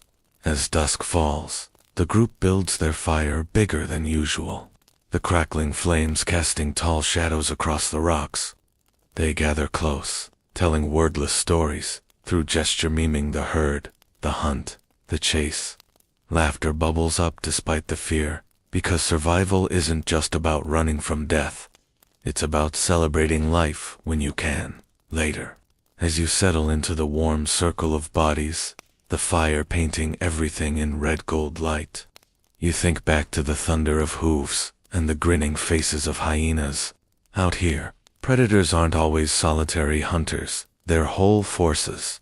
Wild herds, rival scavengers, opportunistic thieves. And coping means more than weapons or fire. It means knowing when to run, when to fight, and when to take joy in a hard-earned victory. The night lingers longer than usual, heavy with unease. You dream in fragments, horns flashing in dust, yellow eyes glowing in the grass. The ground still trembling from yesterday's stampede. When morning comes, you wake stiff and sore, but alive. The group wastes no time. The kill from yesterday won't last forever, and where meat lingers, predators linger too. You probably wouldn't survive if you treated this like a picnic. Here, feasting attracts competition like a neon open buffet sign. The group begins packing quickly. Dried strips of meat are bundled in hide, marrow bones tucked under arms. The air is sharp with smoke, a natural deterrent, but also a scent trail. You leave behind the fire pit, still smoldering. Historians still argue whether early humans used fire to deliberately mask their scent, but watching this, you suspect they knew exactly what they were doing. Fringe tidbit: ash smeared on skin may have doubled as camouflage and insect repellent. Imagine prehistoric sunscreen, made of yesterday's campfire. The walk is tense. Every crack of twigs makes you swivel your head. A vulture swoops low, eyeing your bundle of meat. Even the birds want what you carry. The savannah teaches you quickly. Abundance is as dangerous as scarcity. Predators follow success. And sure enough, by midday, you notice them shadows flitting along the edge of tall grass. Hyenas again, trailing you, patient as debt collectors. Their laughter echoes faintly, just out of sight. The group keeps moving, pretending not to notice. But you feel the pressure of being watched. When the sun climbs high, you reach a patch of woodland, a mix of thorny acacia and thicker brush. The group decides to pause here, using natural cover. Some climb low branches, scouting. Others set meat drying again, turning potential spoilage into preservation. Still, the hyenas edge closer. You hear their footsteps, sniffing, circling. It's a test who breaks first.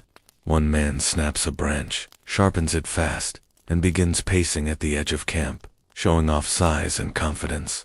It's a bluff, but a good one. Historians still argue whether intimidation displays were instinctual or cultural, passed down like early performance art. Watching now, you see it's theater with teeth. The hyenas hesitate, pacing, chattering among themselves. Then, with a sudden lunge, one darts closer. The group erupts, shouts, rocks flying, sticks thrust forward. The hyena yelps, startled, then retreats. The others follow, laughter trailing off into distance. For now, the meat is safe. The afternoon heat presses heavy, slowing everything down. Children nap in the shade. Adults doze with one eye open. The smell of drying meat thickens, mingling with sweat and dust. You swat flies, listening to the lazy hum of insects. But even in this lull, work continues. A woman kneels with a flake of stone, scraping hide into strips. Another rubs bones against rock, sharpening edges into crude blades. Historians still debate whether specialized tools emerged this early, but here you see the beginnings of purpose. Each tool is a solution to a problem. Sharper, stronger, faster. Later, when the shadows stretch long, the group moves again. Meat attracts not just hyenas but lions, leopards, jackals. Best to travel, even tired. You trek through grass that scratches your shins, past termite mounds glowing orange in the setting sun. The weight of food drags at your arms, but nobody complains. Full stomachs mean energy, and energy means survival. As darkness falls, the group finds a rocky alcove, walls high enough to trap heat, narrow enough to defend. Fires spark once more, smoke curling into the star-dappled sky. You sit, chewing another strip of meat, while sparks pop and hiss. Around you, voices murmur, some soft laughter, breaking tension. Even after the day's chase, fear, and exhaustion, there's relief here, togetherness, and yet, beyond the fire's edge, you sense them, the watchers. Hyenas, lions, maybe both. Waiting, listening, testing your courage. Historians still argue whether early humans were more prey than predator at this stage. Watching the firelight flicker on tired faces, you feel the answer. Both.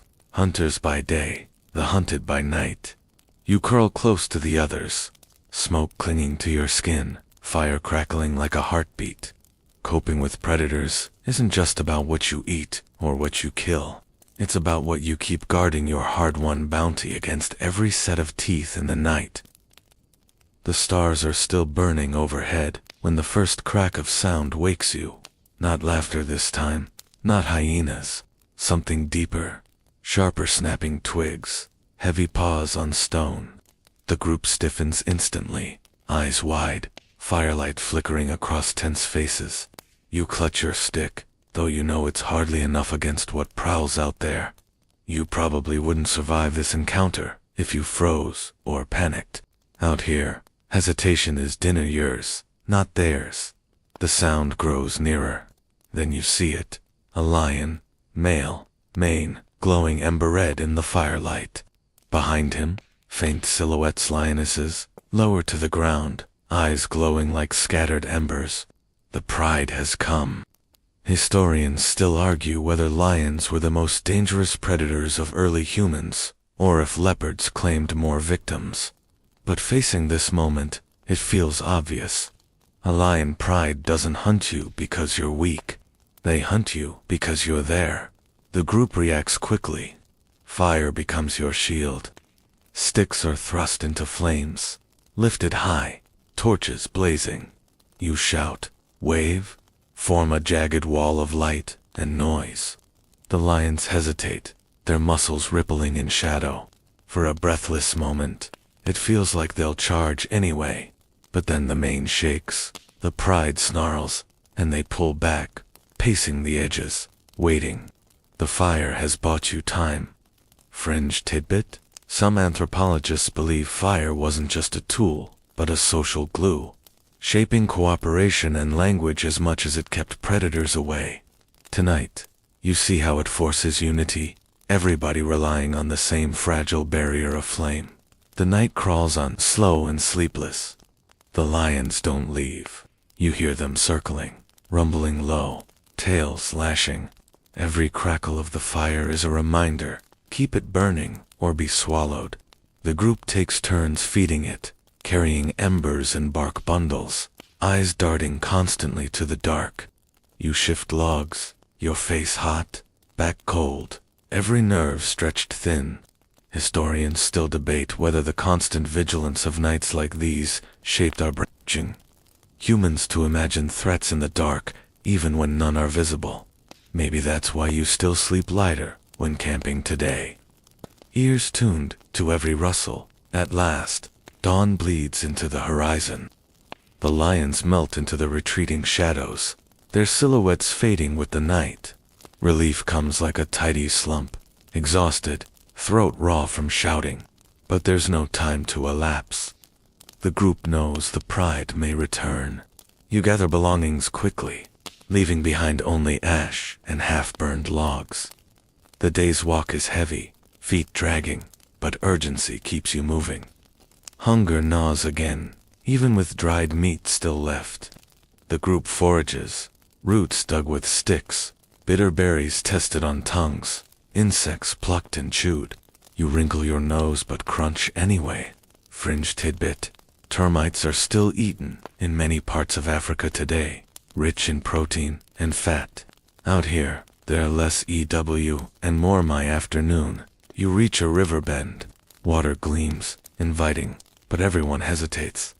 Rivers mean crocodiles. You squat near the edge, scanning, tossing a stick into the current. Nothing.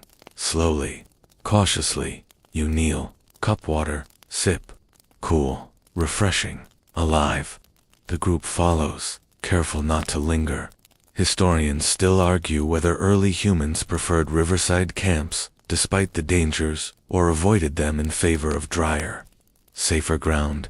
Watching now, you sense the compromise. Take what you need, then move on. The group settles that night on a slope dotted with trees. Fires are lit again, but bigger this time, flames licking higher into the starry sky. Everyone eats in silence, ears tuned for roars. The memory of glowing eyes lingers, heavy as the dark. You lie down, fire crackling at your feet, listening to the night sing dot, and as you drift toward uneasy rest, you realize something simple but profound. Coping with predators isn't always about winning. Sometimes it's about surviving until dawn, about outlasting the hunger that circles you, about keeping the fire alive one more night. The morning light creeps slowly, as if even the sun is hesitant to return to this uneasy patch of earth. You sit up, back stiff, eyes raw from the night's constant vigilance. The fire has dwindled to gray coals, but it's still smoldering, a reminder that survival is sometimes measured in embers, not flames. You probably wouldn't survive this kind of exhaustion if you tried to go it alone. Out here, every shoulder matters, every extra set of eyes.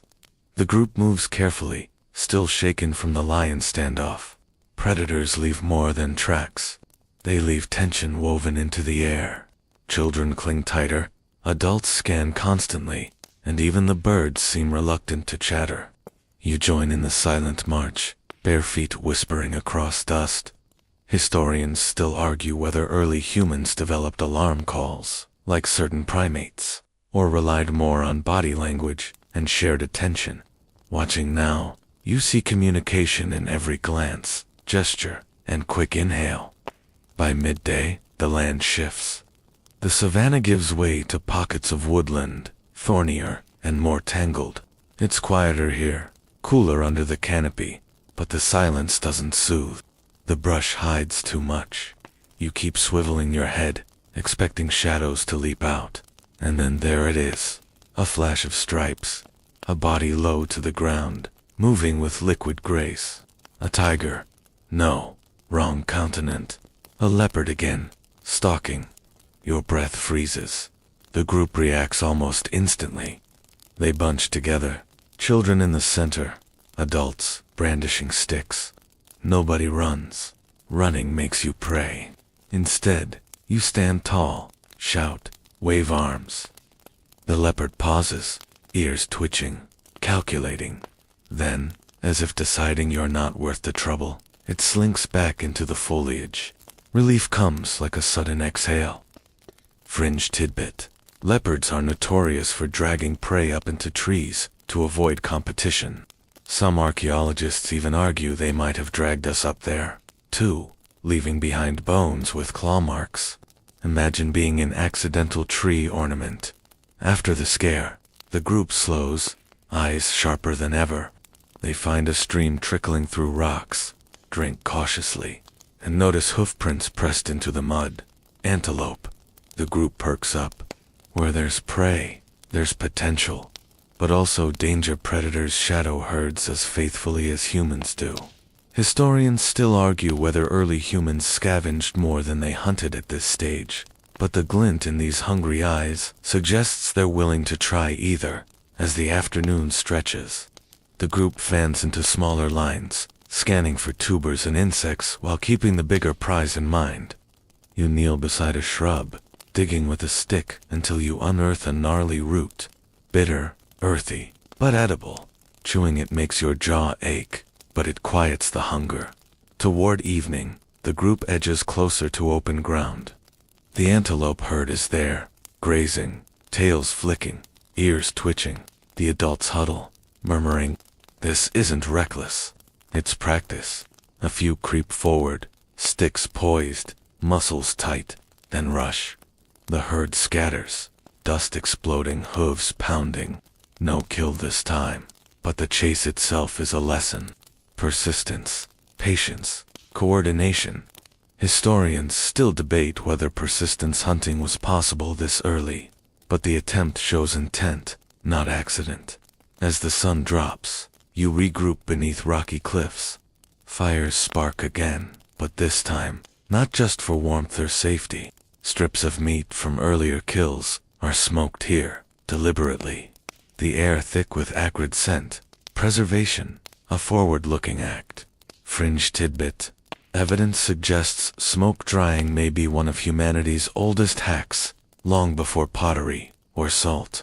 Picture the first prehistoric jerky company. Tagline, tough, but keeps you alive. That night, as the flames rise, the group seems steadier. The memory of lions hasn't vanished, but fire and practice have given them confidence. Children doze quickly, parents' shoulders ease. You lie back, watching sparks climb toward constellations. And think about how much of survival isn't just about reacting to predators, it's about anticipating them. Every claw mark, every broken twig, every shimmer of eyes in the dark, it all becomes part of a living textbook. Written by Fear and read by Firelight. And as your own eyes drift shut, you realize Coping isn't just about making it through tonight. It's about learning enough to survive tomorrow. Dawn again, pale and cautious, spreads across the horizon. You stir awake with the rest of the group, joints stiff but heart steadier than yesterday. The fire has burned down to soft ash, but inside those ashes glow tiny embers, still alive, still holding on. You feel it's the same with the group, battered by predators and hunger, but not broken. Survival is no longer just luck. It's becoming skill. This morning something shifts in the rhythm. The group doesn't wander aimlessly. Instead, they move with purpose, following faint tracks pressed into soil, long parallel lines. The sign of dragging wood, or maybe stones. Someone else has been here. Another band of humans. Your pulse quickens at the thought. For much of prehistory, encounters between groups could mean either alliance or deadly rivalry. You wonder which story you've walked into? By midday, the signs become undeniable. Charred patches of earth, bones cracked for marrow, bits of worked stone, sharper than natural rock. This was no accident. Another group camped here not long ago. The air is heavy with possibility. Some in your group tighten their grips on sticks, wary. Others murmur hopefully, eyes searching the distance. To meet others could mean exchanging mates, tools, or food. It could also mean fighting for the same scraps. Fringe tidbit. Archaeologists studying ancient sites sometimes find layers of ashes stacked like chapters of a book, each belonging to a different band that reused the same shelter across decades or centuries. It seems humans have always followed the faint trails of one another, searching for safety in familiar places. As the day wanes, you crest a ridge and spot them, thin but upright, shadows against the dying sun. Another band, clustered near their own fire. You freeze.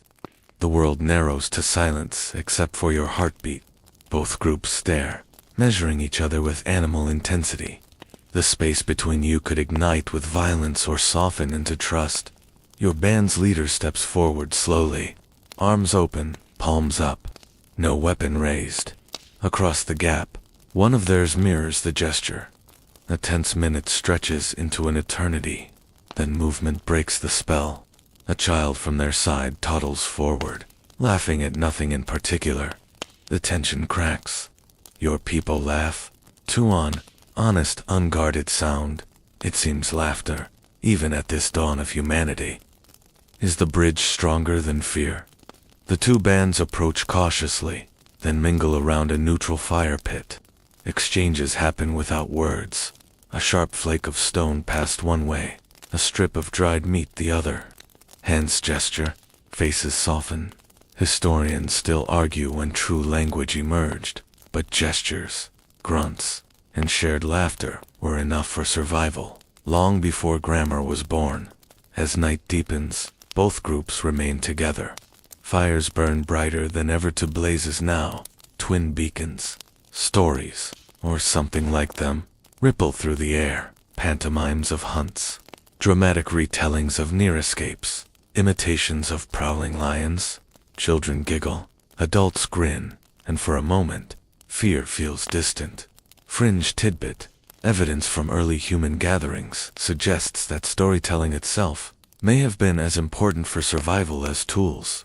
Sharing experiences helped encode memory across the group, teaching lessons about dangers, prey, and landscapes. A tale told at firelight wasn't entertainment, it was survival strategy, disguised in drama. That night, you lie back against the ground, listening not just to the crackle of flames, but to the strange, comforting hum of more voices than before. Alone, you might have felt like prey. Together, you feel like something else, something more dangerous, more enduring. The stars above are countless, glittering like sparks flung upward from your doubled fire. You wonder how many bands of humans are out there, scattered across plains and forests, following tracks and smoke. The thought is dizzying. You're no longer just surviving a night. You're part of something larger, something that feels like the earliest whisper of society, and as sleep pulls you under, You know, tomorrow won't just be about finding food or dodging predators. It will be about learning to live with others, sometimes friends, sometimes rivals, but always mirrors of yourself. The rains come first as whispers, a faint coolness in the air, a heaviness in the clouds. You glance upward and know the season is turning. One evening, the sky cracks open with lightning, and the ground drinks greedily. By morning, streams swell into rivers, grass shoots through dusty soil, and the world changes in the blink of an eye. With water comes abundance, but also new dangers. Where the river spreads, hippos gather, thick-skinned and short-tempered, their bellows echoing like drums across the valley. You learn quickly to keep your distance. Crocodiles, too, are fattened by the floods, lurking at the swollen banks, their patience endless. Lions prowl the greener plains, their prey easier to ambush now that animals cluster near water.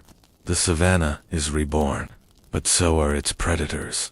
Mainstream fact: paleoclimate studies show that Africa's ancient environment cycled dramatically between wet and dry seasons, forcing early hominins to adapt quickly.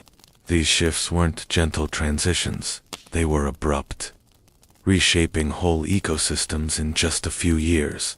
Your group adjusts the same way. During wet months, you move higher onto ridges, away from floodplains where danger is concentrated. The air smells different: wet earth, rotting vegetation, the musk of herds that migrate through. Food is plentiful, fruits ripen, roots swell, animals graze carelessly. For a moment, survival feels easier. The younger ones laugh more, darting between trees, testing the patience of their elders. But you know better. Abundance is always temporary. Fringe tidbit: some researchers suggest that ancient humans may have timed rituals like body painting or rhythmic dances to coincide with seasonal rains, almost as if trying to call the storms back each year. A mix of survival strategy and superstition. And then the dry season clamps down. Grass shrivels, streams shrink to mud, and dust hangs in the air. Prey animals vanish into distant ranges. The predators remain leaner and meaner, their hunger sharper than before. Hyenas sniff at your trail more boldly now. Lions grow daring, approaching the edges of your night fires. Even birds of prey circle closer overhead. Drawn to weakness, historians still argue whether seasonal extremes pushed humans toward greater cooperation or deeper conflict. Did scarcity force groups to merge, pooling knowledge and guarding each other? Or did it drive them apart? Sparks of violence over dwindling pools and fruiting trees. Your group feels the squeeze. Bellies ache again. Bones press sharp against skin. Some suggest splitting up, covering more ground. Others insist on staying tight, for safety in numbers. The debate simmers like heat off dry stone. In the end, you compromise, sending out pairs as scouts, while the rest hold camp near a rocky overhang. Nights stretch dry and merciless. The fire eats through wood quickly, and gathering more means venturing farther. At times, the flames gutter low, and the dark presses close.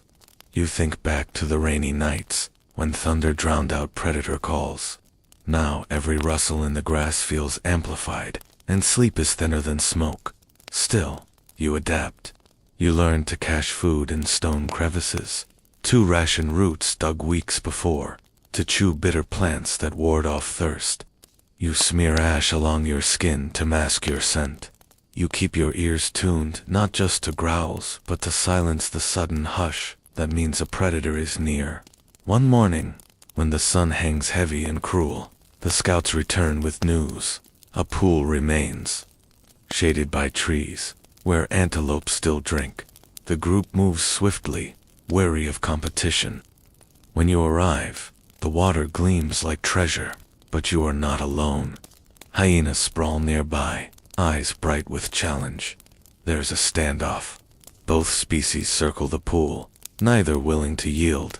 The heat pounds, the thirst gnaws, but you cannot give ground. At last, with sticks raised and voices booming, Your group surges forward.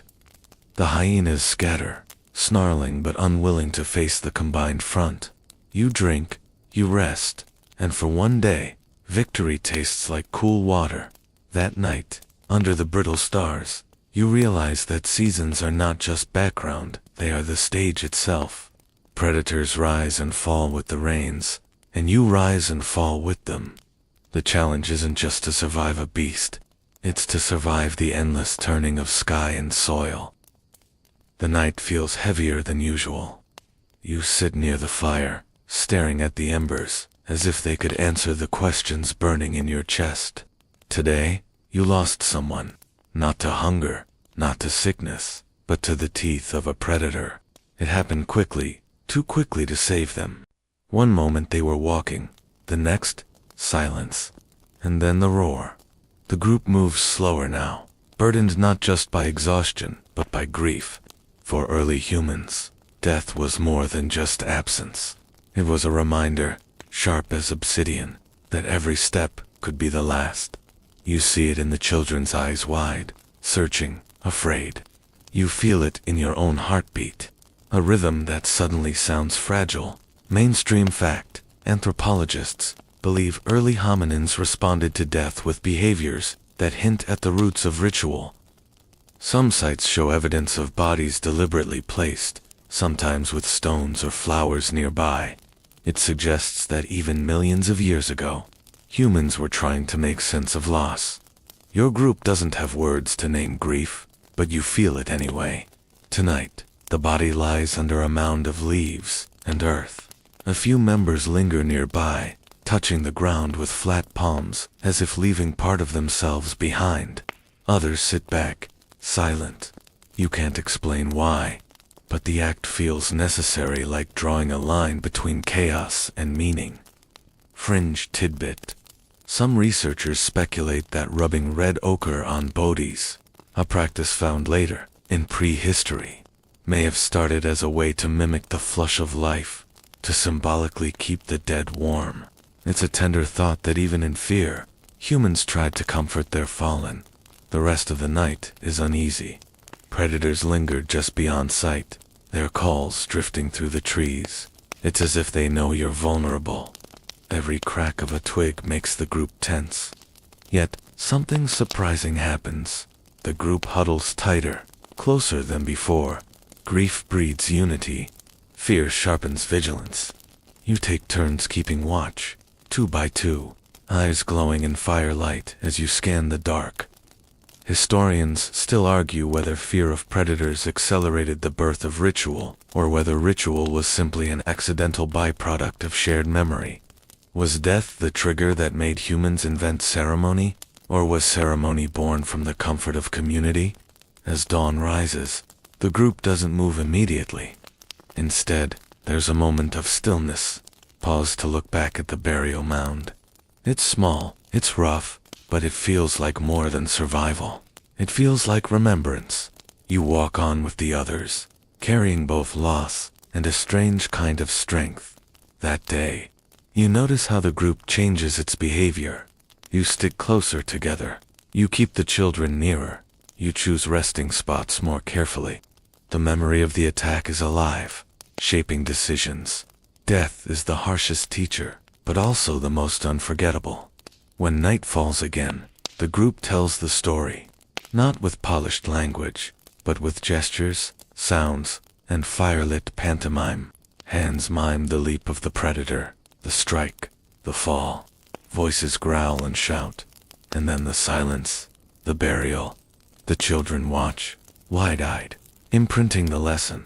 Fear becomes narrative. Narrative becomes memory. Memory becomes survival.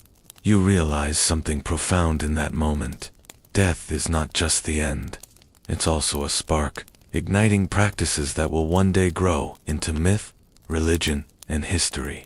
Tonight, though, it's just your story, raw, immediate, alive. The fire crackles, and someone presses a hand to your shoulder. For a second, the weight of grief eases. You're reminded that even in this dangerous world, companionship is your most reliable shield. You're not alone, and that makes all the difference. Dawn arrives, slow and diffused, casting a muted glow across the terrain. The group is quieter than usual, the memory of last night's loss still palpable. You trudge alongside them, senses sharpened, alert for every snap of twig or rustle of grass. Today, survival feels like a tightrope. One misstep, and you could fall into the teeth of the world. You probably wouldn't last a week out here if you let your mind wander. The savannah hums with life. Insects buzz near muddy pools, birds swoop and chatter, and the distant roar of a lion makes your stomach tighten. Yet, life persists, stubbornly. This is the lesson you carry with you. The world will keep moving, indifferent to your fears, and you must keep moving too.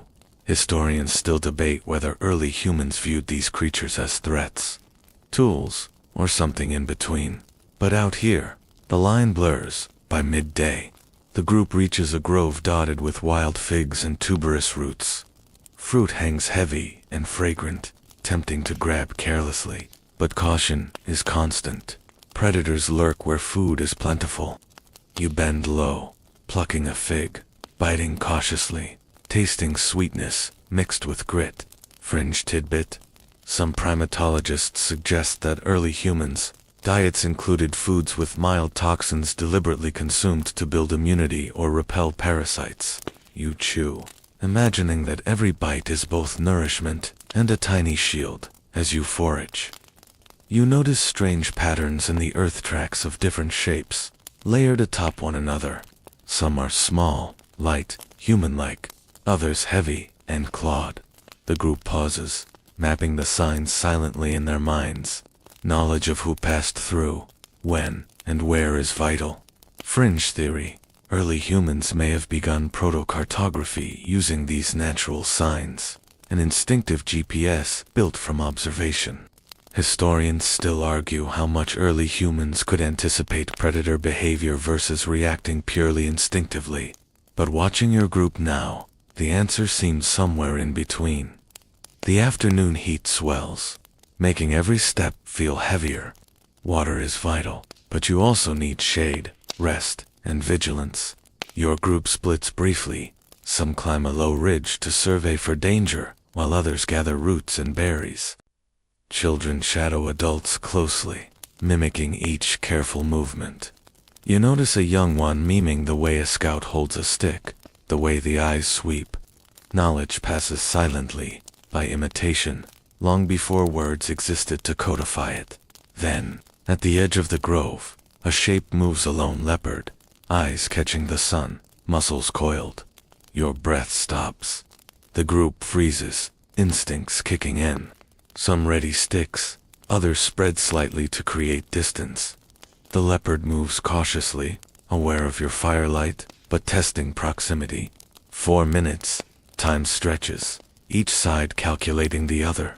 Fringe tidbit: evidence from cave sites shows that early humans often returned to the same areas despite the presence of predators, suggesting strategies for coexistence rather than avoidance. Eventually, the leopard backs into the shadows, slinking away.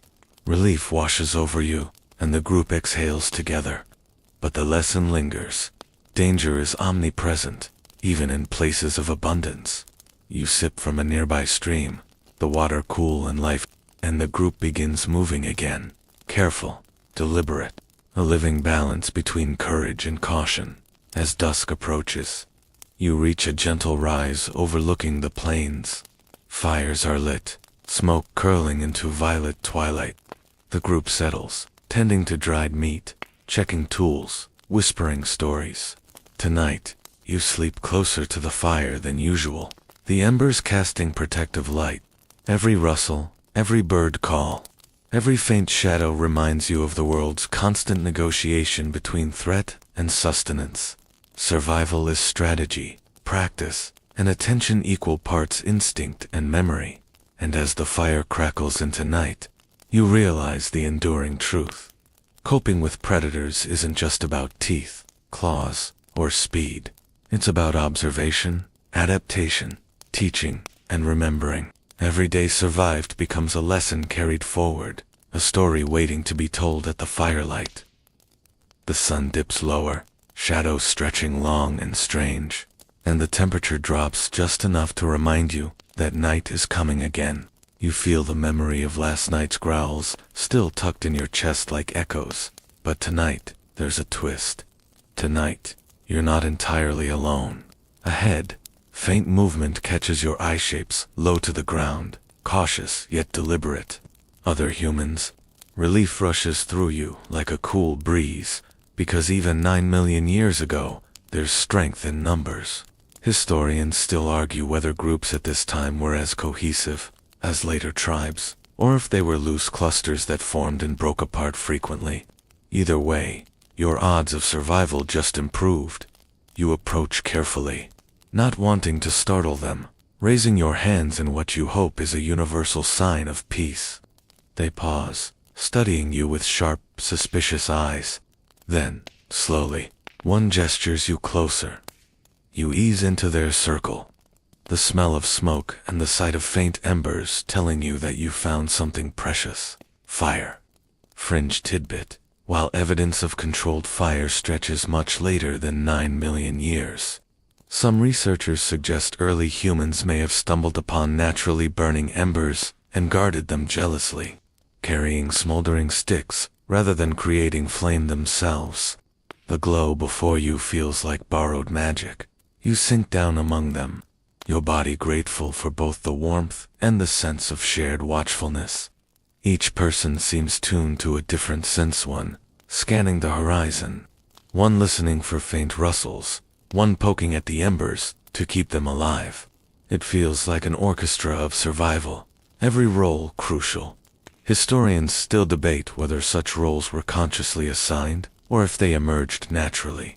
Watching them now, it feels organic, the way water naturally fills the lowest ground. As the night deepens, sounds drift in from the darkness. Hyenas again, their cackling laughter rising and falling.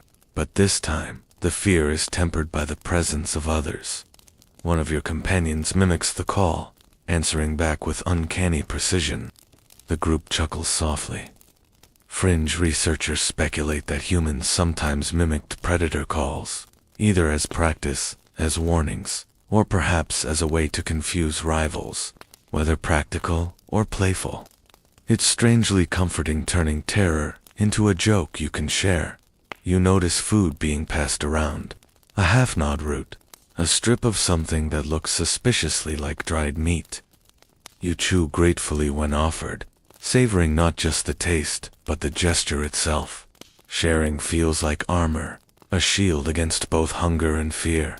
Historians still argue whether food sharing began as strategy, obligation, or empathy, but sitting here, you realize it hardly matters, the outcome is the same. Bonds tighten, and survival chances rise. The fire crackles louder, sparks leaping into the night sky, a miniature starfield competing with the real one above. You tilt your head back, letting your gaze drift upward. The group follows, pointing at constellations traced by instinct more than astronomy. Fringe tidbit. Some researchers believe storytelling around the fire began not as myth, but as memory sharing, where water was found, where predators lingered, or which plants cured stomach aches. Yet even practical stories take on a rhythm that feels like myth when told under stars.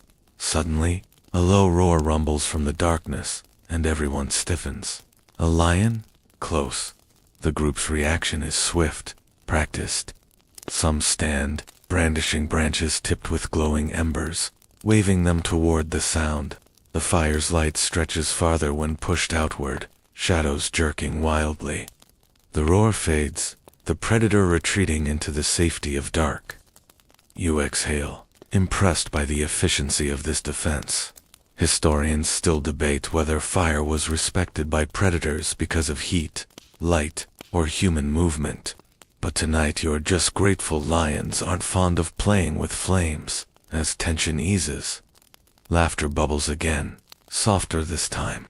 The near-death adrenaline transforms into shared relief, binding you to this group more tightly than any words. You realize that the true magic of fire isn't only in scaring predators or warming bodies, it's in holding people together. in keeping the night at bay through collective courage. You watch as one child curls against a parent, soot streaking their cheek, their small hand reaching toward the glow with sleepy curiosity. Something about that gesture feels timeless, echoing across millions of years into your own memory of falling asleep near lamplight or TV glow. Hours pass, the group shifting watch duties seamlessly. You rest in short intervals, jerking awake at the crack of a branch or the flap of wings, but less afraid than before. There's a rhythm now, a shared heartbeat. Even when your eyes close, you trust the glow, the embers, and the circle of humans around you. By the time dawn seeps into the sky, your body aches from stiff sleep, but your spirit feels fortified. Alone, you learned to freeze, to hush, to mimic. With others, you've learned something different. How laughter can soften roars. How fire can bend the dark. How company itself is a weapon. Coping with predators isn't only about defense, it's about building alliances. Human against tooth and claw, turning fear into firelight. The first light of dawn stretches across the savannah, soft pink bleeding into gold, and you feel the world stir awake with you. But as your group rises, gathering themselves after the uneasy night, a new rhythm emerges. Movement. Staying in one place for too long invites predators, depletes food, and drains water sources. Survival, 9 million years ago, often means never lingering. You probably wouldn't last if you insisted on building a permanent camp. Mobility is your shield. Historians still argue whether early humans were constant wanderers or followed cyclical routes tied to water and migration patterns. But the restless pull of the landscape seems undeniable. The group begins walking, bodies angled with intent, each person carrying a bundle or stick. You join, falling into the rhythm of bare feet pressing dirt, crunching through grass, splashing across shallow rivulets. The sound is steady, a kind of prehistoric heartbeat. Step, step, breath. The land is open, dotted with acacia, and the horizon seems endless. Fringe tidbit: some anthropologists suggest that early humans developed remarkable endurance, not through speed but through persistence, walking, jogging, tracking prey until it collapsed from exhaustion. The idea of running an antelope into the ground may sound like madness to you, but to them, it was lunch. Your eyes sweep constantly for danger as you move. The group doesn't march blindly. Every few moments, someone stops, crouches, sniffs the air, or points out a distant silhouette. Movement isn't just about reaching somewhere new, it's a living map-making exercise. Every rock, tree, and water pool is memorized and mentally logged. Historians still debate whether early humans used natural landmarks, like hills or celestial cues like the sun's angle to guide migration. Watching the group now, you realize they probably used both, weaving practical paths into an instinctive GPS. The savannah shifts subtly as you travel. Grasses grow taller, shade deepens, and you notice more bird calls than before. The group slows, cautious. Animals often sense danger before humans do, and a sudden silence in birdsong is as clear as a warning bell. You pause, scanning.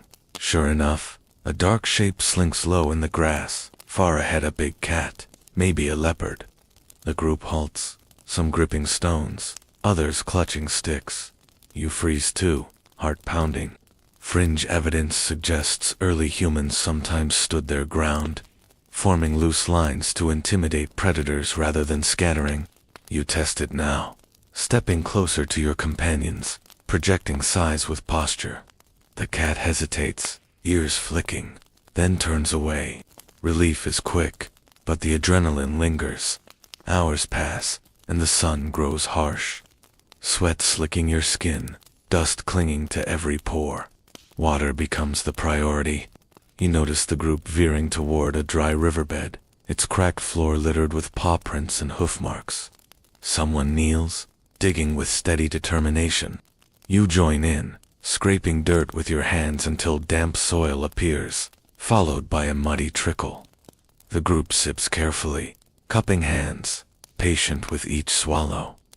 Historians still argue whether digging for hidden water was learned through generations or stumbled upon by accident, but the method clearly works.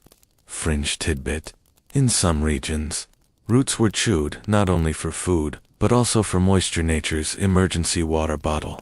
With thirst eased, hunger sharpens again. The group fans out slightly, searching. One spots tubers beneath a shrub and begins clawing at the earth. Another plucks berries cautiously, tasting before sharing. You join in, biting into something bitter but edible. Food is rarely glamorous. Here it's gritty, sour, sometimes wriggling, but it keeps you alive. The group hums with quiet satisfaction, chewing together. Historians still debate whether early humans intentionally avoided certain plants by recognizing poison symptoms, or if unlucky trial and error did most of the teaching. You silently thank those unlucky ancestors as you swallow. By afternoon, the ground softens, mud squelching underfoot. You realize you've reached marshier land, a place of both promise and peril. Prey animals cluster near such areas, but so do crocodiles and snakes. One group member gestures toward a line of distant shapes, wildebeest, perhaps silhouetted against the horizon. The group exchanges looks, calculating. You feel the tension. Food is near, but so is risk. Historians still argue whether hunts were planned or opportunistic at this time, but the way the group's eyes flick and narrow suggests a budding strategy. Before a chase begins, though, the group rests beneath broad shade, conserving energy. Children nap against parents' sides. Adults gnaw quietly on fibrous roots. You sit with them, staring out at the shimmering horizon, feeling the weight of both danger and hope. Movement is exhausting, but it promises life. New water, new food, new shelter.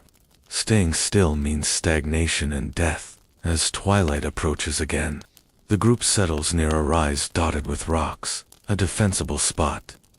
Small fires are coaxed from embers, carried carefully in bark bundles, smoke curling into the cooling air. You stretch aching legs, your body grateful for the pause, even as your ears stay alert. The day's march has left you drained, but also oddly alive, every sense sharpened, every decision heavy with meaning. Historians still debate whether migration in this period was driven more by predator pressure or resource scarcity. But the truth is clear. To live here, you must keep moving. You curl against the rocks as darkness falls, the fire flickering once more, and let the lessons settle into you. Coping with predators isn't only about fighting or hiding, it's about flowing with the land. Never overstaying your welcome, and carrying survival with you, step by weary step. You wake in the pale gray just before sunrise, that hushed hour when even predators seem to pause. Around you, the group stretching, shaking out limbs, poking at dying embers, to tease one more lick of warmth. But this morning isn't about walking endlessly across the savannah. Today is about listening, because out here, survival isn't only about strength or speed, it's about paying attention. Every rustle, every shadow, every strange silence could mean life or death. You probably wouldn't survive if you tuned it all out with earbuds blasting a podcast. The first sound that catches your ear is the cough of a distant lion. Low, throaty, almost lazy, but unmistakable. Everyone freezes, heads swiveling toward the sound. Fringe tidbit: lions' roars can travel up to 5 miles, but those short coughing grunts are there. I'm right here. Announcements. Nobody in your group needs to debate it. The cough is enough. You change direction immediately, steering away, like pedestrians dodging a sketchy alley after dark. Historians still argue whether early humans learned predator vocalizations by instinct or painstaking observation. But standing here, you feel how primal recognition must have been. Next comes the flutter of wings overhead, hornbills, startled into flight. Birds are like the gossip columnists of the savannah, always the first to spill the tea. When they suddenly burst away, you look down at the grass and spot tracks fresh, Broad, heavy. Elephant. The group hesitates. An elephant is both blessing and threat. It's a walking reservoir of knowledge, carving pathways to hidden waterholes, but it's also a towering wall of anger if you get too close. Historians still debate whether early humans shadowed elephants deliberately to find resources. The theory makes sense: follow the biggest, smartest land mammal, and it'll lead you to life. But also, you risk being trampled. High risk, high reward, like following a stock tip from your sketchy uncle. You keep moving, ears open. The grass sways in the breeze, cicadas whir, and then nothing. Silence. A vacuum where sound should be. Your group halts. Even the children sense it, clinging tighter to their parents' sides.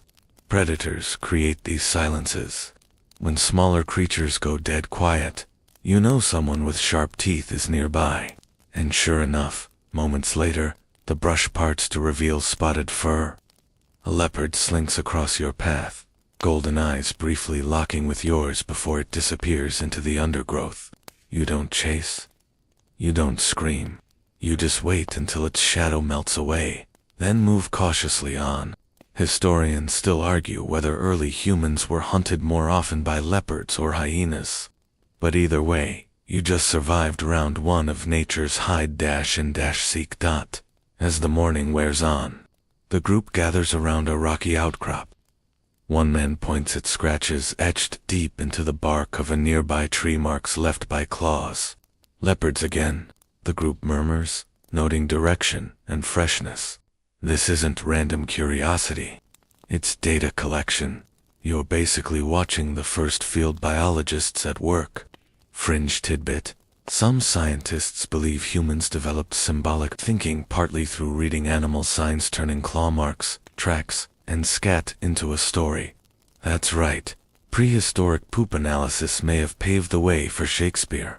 Later, as the heat builds, the group finds shade and rests. One woman sharpens a stick by grinding its tip against stone. Another weaves grasses into a rough cord, fingers moving almost absent-mindedly. These tasks are small, but they're not distractions. They're adaptations. With sharper sticks, you can fend off attackers. With cordage, you can carry food or tie things together. Historians still debate when exactly tool specialization began. But sitting here, you realize it wasn't a sudden leap, it was an accumulation of tiny, useful habits. Like downloading one too many apps until your phone is basically unusable. Only with tools, it's actually a good thing. By late afternoon, the wind shifts, carrying with it the smell of carrion, metallic, unmistakable. The group slows, sniffing, debating. Should they approach? Where there's a carcass, there's food, but also competition. Lions, hyenas, vultures all might be feasting. Your group creeps closer, staying low. Through the tall grass, you spot it. A zebra carcass, ribs glistening, hide torn. Vultures squabble noisily, wings slapping. No lions in sight. Not yet. A few brave souls edge forward, grabbing scraps of meat before retreating. It's not glamorous, but it's protein. Fringe evidence shows cut marks on ancient bones, overlapping with predator tooth marks, suggesting humans often scavenged leftovers. In other words, you're basically door-dashing from lions. As the sun dips, the group circles back toward higher ground. Fires spark again, small but steady. The flames crackle, smoke curling upward, masking your scent and keeping bugs at bay. You sit in the orange glow, listening. Beyond the circle of light, the world is a chorus of night voices. Frogs, owls, distant hyenas laughing. The laughter isn't funny, it's sharp, eerie, a reminder of how close danger always is. Historians still argue whether hyenas posed more threat as scavengers or active hunters of humans. Judging by the shiver crawling up your spine, either answer is bad news. Tonight, the group doesn't sleep deeply. Instead, they rotate some dozing, some watching, ears straining for rustles beyond the firelight. You rest your head on your arms, half asleep, half alert. realizing how much of survival here is about listening to the world with absolute attention. No phones, no playlists, no noise-canceling headphones, just the raw orchestra of existence, where missing a note could cost you everything.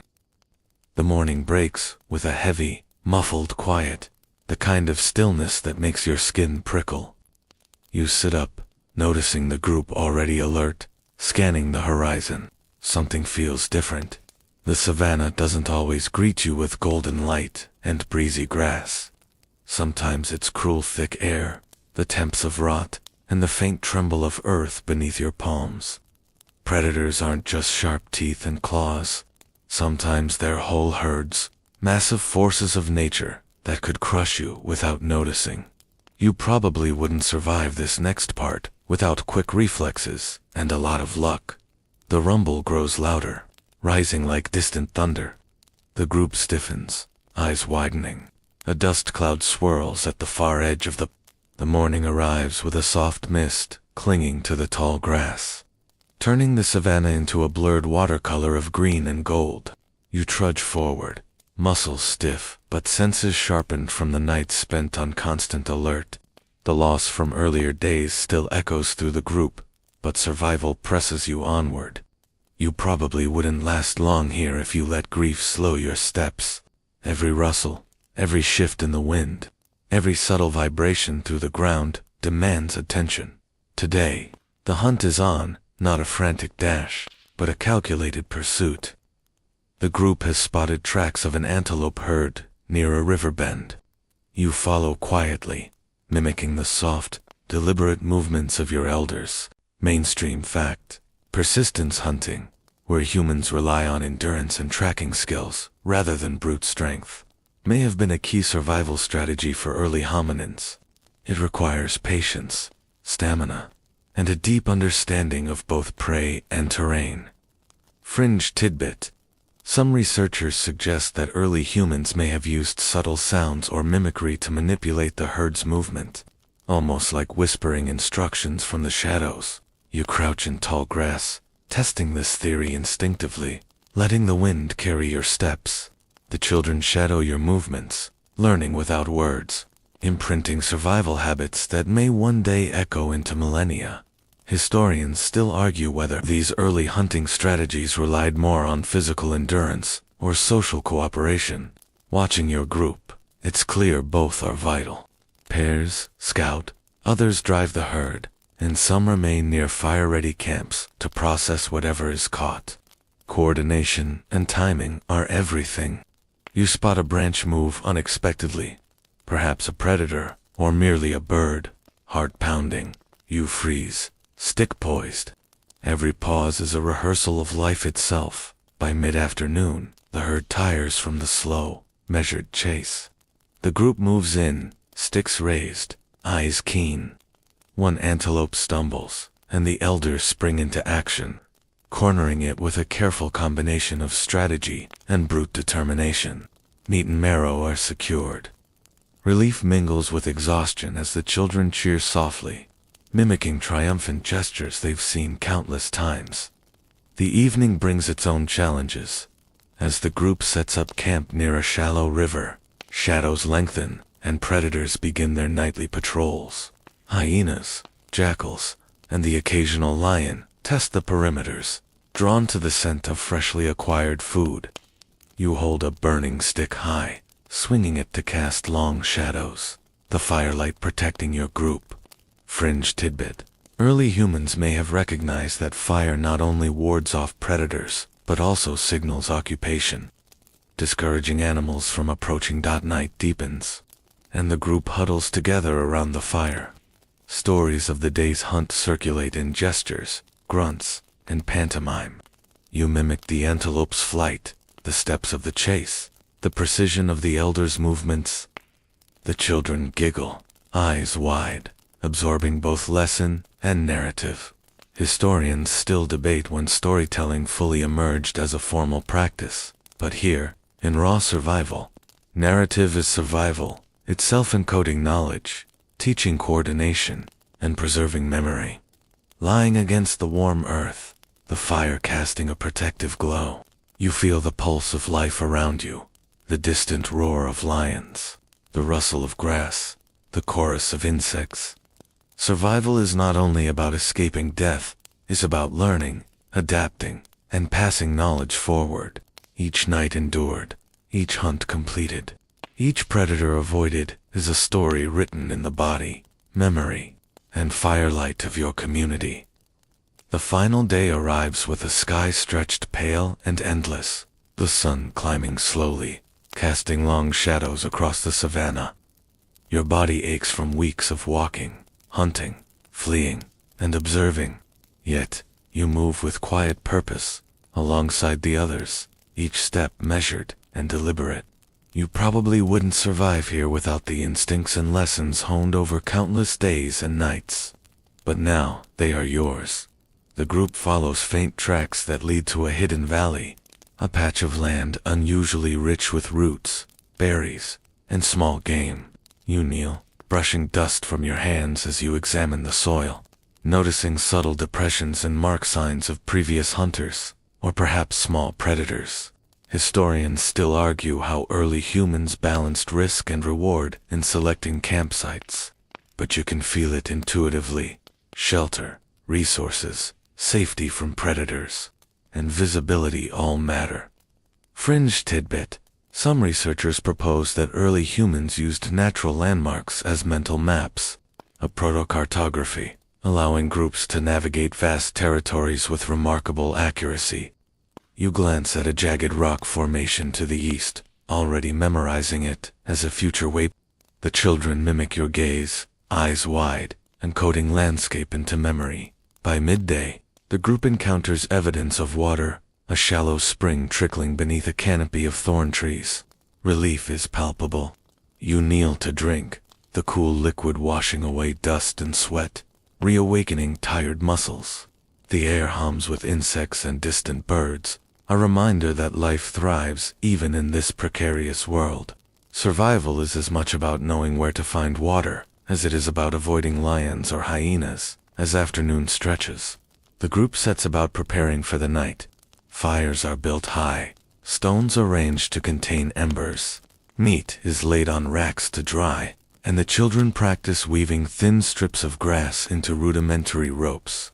Every action is both practical and educational, a subtle passing of knowledge to the next generation. Fringe tidbit. Archaeological evidence suggests that even small skills like weaving or fire tending were crucial for long-term survival, encoding lessons across generations without formal teaching.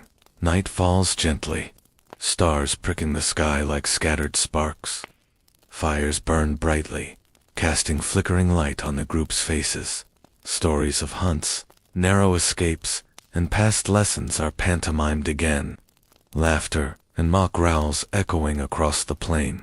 Predators lurk in the distance, yet the group remains calm, vigilant but reassured by fire, cooperation, and the knowledge they carry. Historians still debate how much storytelling contributed to social cohesion in early humans, but here, you see its undeniable power, instructing and preserving memory as you lay against the warm earth, listening to the crackle of fire and the distant calls of nocturnal hunters. A quiet satisfaction settles over you.